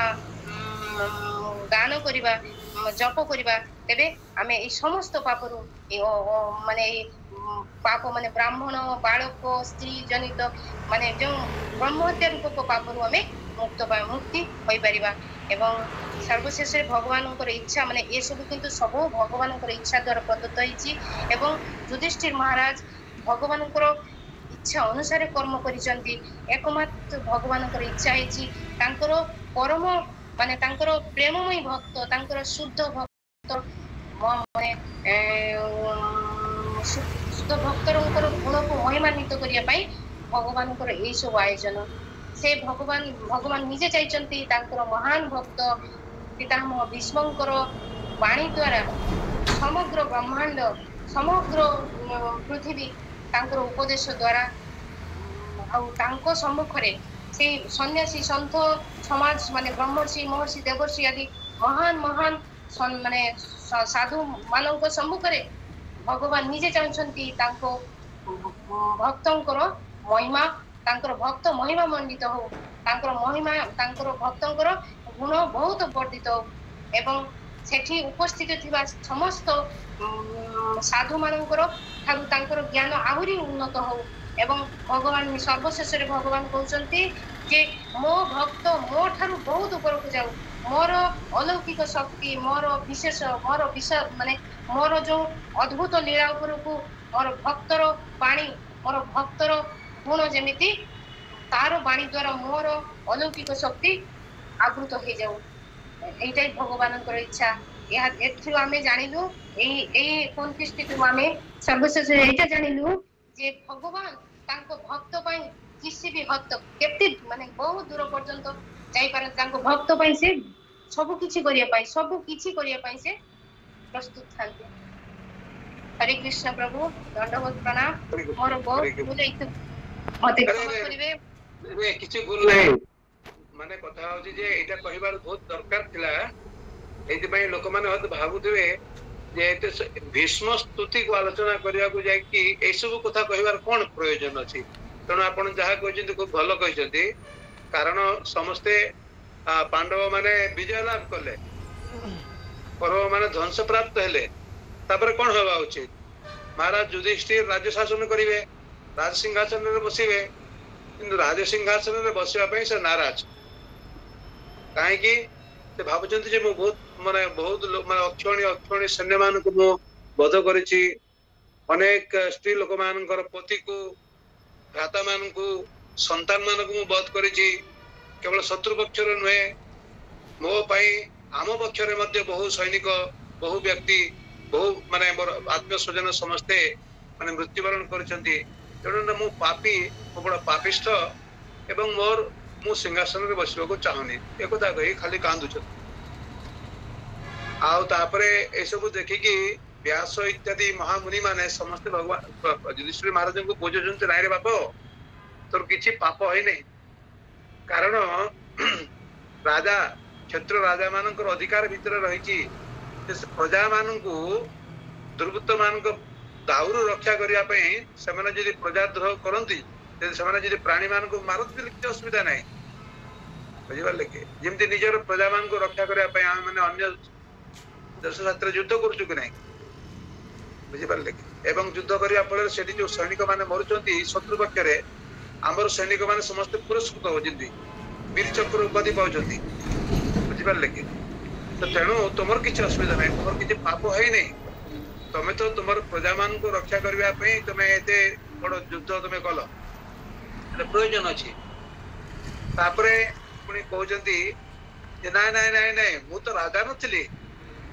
राजा तो दुर्योधन थे एकदम प्रजा मान किसी असुविधा करू नथिले मु कहीं मोर एते मो द्वारा कहीं प्राणी बध हम प्रकृत पक्ष मोर निजर स्वार्थ मु निज राज सिंहासन बसवाई जो अक्षणी बहु अक्षणी जो माताजी कहते 64 कोटी चिंता कर देखो वर्तमान आम भारत वर्ष 150 कोटी लोक अच्छा वर्तमान 140 कोटी लोक अच्छा से समय महाभारत आज 5000 वर्ष पूर्व बेसी दिन पूर्व नुहे ये युद्ध में 64 कोटी लोक मरी कम कथा बुझे तो महाराज युधिष्ठिर निजक दायी भावुं निजक पापी बोली भावुं से कहते मु तो राजा नी राजा तो से मु कहीं युद्ध करने को जाऊँ एटा केवल मात्र मोर निज स्वार्थ पाई पुणी कहते तुम जो भावुच तुम पाप कर तुम जो कौन व्यक्ति प्रजाद्रोह करे कौन राजा से मैंने अश्वमेध यज्ञ करने फल समस्त पाप मुक्त हो जाती तुम अश्वमेध यज्ञ कर पकेब पाप मुक्त हो तुम भावु था तुम पाप कर नाई नाई नाई ए पाप मुक्त होगापी मो जो पाप कर अश्वमेध यज्ञ मोर काम लगे ना कारण मु तो हत्या कर अश्वमेध यज्ञ भी तो प्राणी हत्या रही हाँ तेणु गोटे हत्या करके अन्य हत्या मान को जस्टिफाई करें सत्यता प्रतिपादन करें ना ये कथा कहते कहीं सब जिन तार कारण होते स्वयं भगवान से अद्भुत कर्मा गोटे दृष्टि गोटे रूप से युधिष्ठिर को सांत्वना दौरान उपदेश दौरान बाबा तुम कि पाप है नहीं तो मानी जा राज सिंहासन ग्रहण कर अन्य पक्ष परमात्मा रूप से भगवान श्रीकृष्ण युधिष्ठिर को माने प्रेरणा दौरान ना ना ना ये सब जिन गुड़ाक ठीक नुहे तुम राज सिंहासन अधिकार करने उचित पाप होती से माने प्रेरित कर सब बुझेगा कौन कारण भगवान होती अद्भुत कर्म से कौन करने को चाहते कहीं जानी पार ना जोटा कि माताजी अन्य जो आचार्य मान टीका को लेकिन आमको बुझेले कहीं भगवान ये कम कर गोटे पटे शांति प्रतिष्ठा करने शांति दूत रूप दुर्योधन को पाखक जाऊँगी पुणी से भगवान दुर्योधन हृदय रही शांति प्रतिष्ठा जमी न हुए युद्ध जमी अवश्य ही हुए से प्रेरणा दौरान कारण एपटे जो भगवान शांति प्रतिष्ठा करने गले द्रौपदी विवृत हो पड़े बोले प्रभु सखा आपण शांति करने जाऊँगी शांति प्रतिष्ठा करेंगे मुझे प्रतिज्ञा करी मो भीतर जो अग्नि जलुची मुझे ये केश को मुकुला कर रही दुर्योधन ताजा रक्त मोर केश प्रक्षालन करी से कथा कौन हम प्रभु भगवान किसी कहले खाली गोटे हसीदे बुझे कहीं हसिले से कथा द्रौपदी बुझार क्षमता ना कई बुझीपार नथिले से होचंती अद्भुत कर्मा से प्रकृत पक्ष शांति चाहू नथिले से चाहूले जो तो हो बुझार लगे तेणु ये चाहू ना युधिष्ठिर बुझंतु कहीं कारण भीष्मदेव जो इच्छा कर शुद्ध भक्त बुझार लगे भीष्मदेव इच्छा कर परम भक्त परम भक्त ताले भगवान विरुद्ध रे जो अर्जुन विरुद्ध कहीं युद्ध कले बुझार लगे तो भगवान ये तुम्हें जिते बड़ वीर हुआ तुम्हें जिते बड़ महारथी हुआ तुम धर्म पक्ष न नब तुम्हें अवश्य ही पराभव लाभ कर जगत को शिक्षा देवाई गोटे जिन एक द्वितीय कथा हूँ भगवान कहीं सामने रही भीष्म माने सारथी होती भीष्म कहीं अपर पक्ष रही शत्रु पक्ष कारण भीष्म को एत बड़ भक्त जे सब बेले कृष्ण को देखा इच्छा करते जो क्षत्रिय रूप से जमी जो वीर रसर भक्त से तेणु युधिष्ठिर माने अर्जुन जो सुजोग पाई ना अर्जुन तो भगवान पक्ष माने ये भगवान पछपटे थे भगवान को भल भाव देखा सुजोग ना युद्ध समय भगवान केमती कौन करते हाँ जो सुजोगटा भीष्मदेव लाभ आ गोटे कथा हूँ भीष्मदेव चाहते भगवान मत आसिक दर्शन दियंतु कारण भीष्मदेव जाना भगवान को पाखु कारण सरसज्जार अच्छा बहुत जंत्रणा रही बुझे कि एवं तापरे भगवान एटा बुझी भक्तर मनोवांछा कौन भगवान होती भक्त वत्सल तेणु भीष्म को साक्षात करने दर्शन देवाई ये सब कर युधिष्ठिर को बुझा दौना बुझे आ गोटे कथा जे मु बुझे पार्ली भक्त एवं व्यासदेव जो होती विष्णु भगवान सी भी बुझे पारे नहीं आम दुई जन जाक भगवान किंतु आम दुई जन को अपेक्षा मोर भक्त मान आमठू बेसी जानते मु जहाँ बुझे पार्ली नहीं जहाँ बुझे कि जो ज्ञान द्वारा यार दुख को प्रशमित कर पार्ली नहीं मोर भक्त यार ज्ञान ज्ञान प्रदान कर यार दुख को प्रशमित कर दे पारिबो अर्थात मोर भक्त मोठू बेसी जाने मोर भक्त मोठू बेसी ज्ञानी बुझे कि ये सब जिन गुड़ाक रही भगवान भीतर चली आम केमती बुझू अरे आचार्य मान हृदय ये सब जिन गुड़ाक भगवान स्फूर्ति हवा फल भगवान लीला भगवान महत्व परिस्फुट हवा फल जमी श्रील प्रभुपाद जमी श्रील विश्वनाथ चक्रवर्ती ठाकुर ये जो महान आचार्य माने श्रीधर स्वामी एमाने कौन कर भगवान हृदय कथा बुझी पारती कारण ये शुद्ध भक्त मैंने होती भगवान हृदय से माने बुझुंट बोले आम बुझुचु भगवान ये समस्त कथा बुझार संभव नुहे आई भी बुझी पारती नहीं अनेक समय कहीं 99% बुझी पारती किंतु भगवान कौन करती ना अनेक समय निजक लुचेक भी रखी पारती नहीं निजर भावटा को भगवान भक्त मैंने एत चतुर से ठीक धरी नि से राम मान प्रकाश कर अद्भुत कर्मा बोली कौन चाहती से कथा कहीं बुझी पारे जदि कृपा करी क्या बुझे दिखती भक्त मान को से भक्त मान परवर्ती काल में सब जगह प्रकाश कर प्रभुपाद प्रकाश कर दौरान विश्वनाथ चक्रवर्ती बाद प्रकाश कर दौरान तेणु आम बुझापी सक्षम तो आप खूब सुंदर भाव में उपस्थापन कर माताजी ये भाव में प्रयास कर जातु आपन को भय करवा संभवता आप बिल्कुल करवा दरकार ना आपण आमर झील भली आमर माँ भली तेणु आम ये जो प्लाटफर्म टाक ग्रहण करी आपण देखिबे जे आपण केते सुंदर वक्ता होई परिबे अल्प समय जन भीतर केते सुंदर वक्ता होई परिबे आपण नितेश सेबिनी को अपेक्षा मध्ये हरी भल वक्ता माने वक्ता होई परिबे हमर जो वक्ता होई नै किंतु मु चेष्टा करूची अन्य माने जेमति वक्ता होई सेटा मो द्वारा हला नै मु संस्कृत पढिली नै मु भल भाବରେ संस्कृत बुझे नै किंतु मो दुई दिला झियो को मु संस्कृत रे पीएचडी करे ସେମାନେ ଯଦି କାଳେ ଏ କଥା ବୁଝନ୍ତି ଭାଗବତ କଥା ଏ ପର୍ଯ୍ୟନ୍ତ ତାଙ୍କର ବିଶେଷ କିଛି ରୁଚି ଜନ୍ମ ହେଇ ନାହିଁ ଜଣଙ୍କର ଟିକେ ହଉଛି ମୁଁ ଭଗବାନଙ୍କ ପାଖରେ ପ୍ରାର୍ଥନା କରୁଛି ଆପଣମାନଙ୍କ ମଧ୍ୟ ପ୍ରାର୍ଥନା କରୁଛନ୍ତି ଯେ ଆରେ ଏମାନେ ତ ସଂସ୍କୃତ ପଢିଲେ ଟିକେ ଭାଗବତ ପଢିକି ରସ ଆସ୍ୱାଦନ କରନ୍ତୁ ବୁଝିପାରିଲେ ଯୋଉଟା ମୁଁ ମୋ ଦ୍ଵାରା ଯୋଉଟା ହେଲା ନାହିଁ ମୁଁ ଚେଷ୍ଟା କରିକି ମୋ ଝିଅ ମାନଙ୍କ ଦ୍ଵାରା ସେଟାକୁ ହାସଲ କରିବାକୁ ଚେଷ୍ଟା କରୁଛି ତେଣୁ ମୁଁ ଯୋଉ ବକ୍ତୃତା ଦେବା ପାଇଁ ସକ୍ଷମ ହେଇପାରିଲି ନାହିଁ ଆପଣ ମାନେ ଦିଅନ୍ତୁ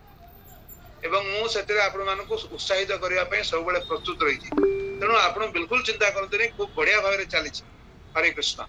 ପଦ୍ମବାଣୀ ପ୍ରଭୁ କୁହନ୍ତୁ କଣ ଏବଂ ମୁଁ ହରିନାମ ଗୌର ପ୍ରଭୁଙ୍କୁ ମଧ୍ୟ ଅନୁରୋଧ କରିବି ଅନ୍ୟାନ୍ୟ ପ୍ରଭୁ ମାନଙ୍କୁ ସେମାନେ ବି ଗୋଟେ ଗୋଟେ ସବଜେକ୍ଟ ନିଅନ୍ତୁ ଏବଂ ଏଭଳି ଭାବରେ କହିବାକୁ ଆରମ୍ଭ କରନ୍ତୁ हरे कृष्ण दंडवत प्रभु जी हरे कृष्ण दंडवत प्रभु जी रसराणी तुलसी देवीदासी सुंदर भाव व्याख्या करछंती जेहेतु से प्रथम प्लेटफॉर्म को आछंती तो तेणु से टिके हड़बड़े जाउछंती तेणु हड़बड़े हवार कोनोसी कारण नाही एवं सुंदर भाव रे प्रभुपादଙ୍କର उपस्थापन करछंती एवं लास्ट तो कोरे महाप्रभुଙ୍କର गोटे मुक्ति अछि जेटा कि अश्वमेध गवालंब सन्यास फलवैत्रुकम देवरण सुतत्पति कलु पंचमी वर्जयत ए कथाटा जे कली जुगरे केवल अन्यान्य जो जो यज्ञ यज्ञ सन्यास इत्यादि अश्वमेध यज्ञ गमेश यज्ञ सन्यास बा पितृश्राद्ध मांस तर्पण इत्यादि जो सब कथा गुड़ाक अच्छी से गुड़ाक छाड़ी केवल हरिनाम महामंत्र यज्ञ हरिनाम यज्ञ टाक श्रेय बोली कराई एटा भी बेसी गुरुत्व दिखाई ए कथाटा भी उल्लेख कर ठीक अच्छी तेणु आमको प्रत्येक प्रत्येक वक्तव्य भितर प्रत्येक बुझा शैली भितर प्रभुपादंकर हरिनाम महायज्ञ को हरिनाम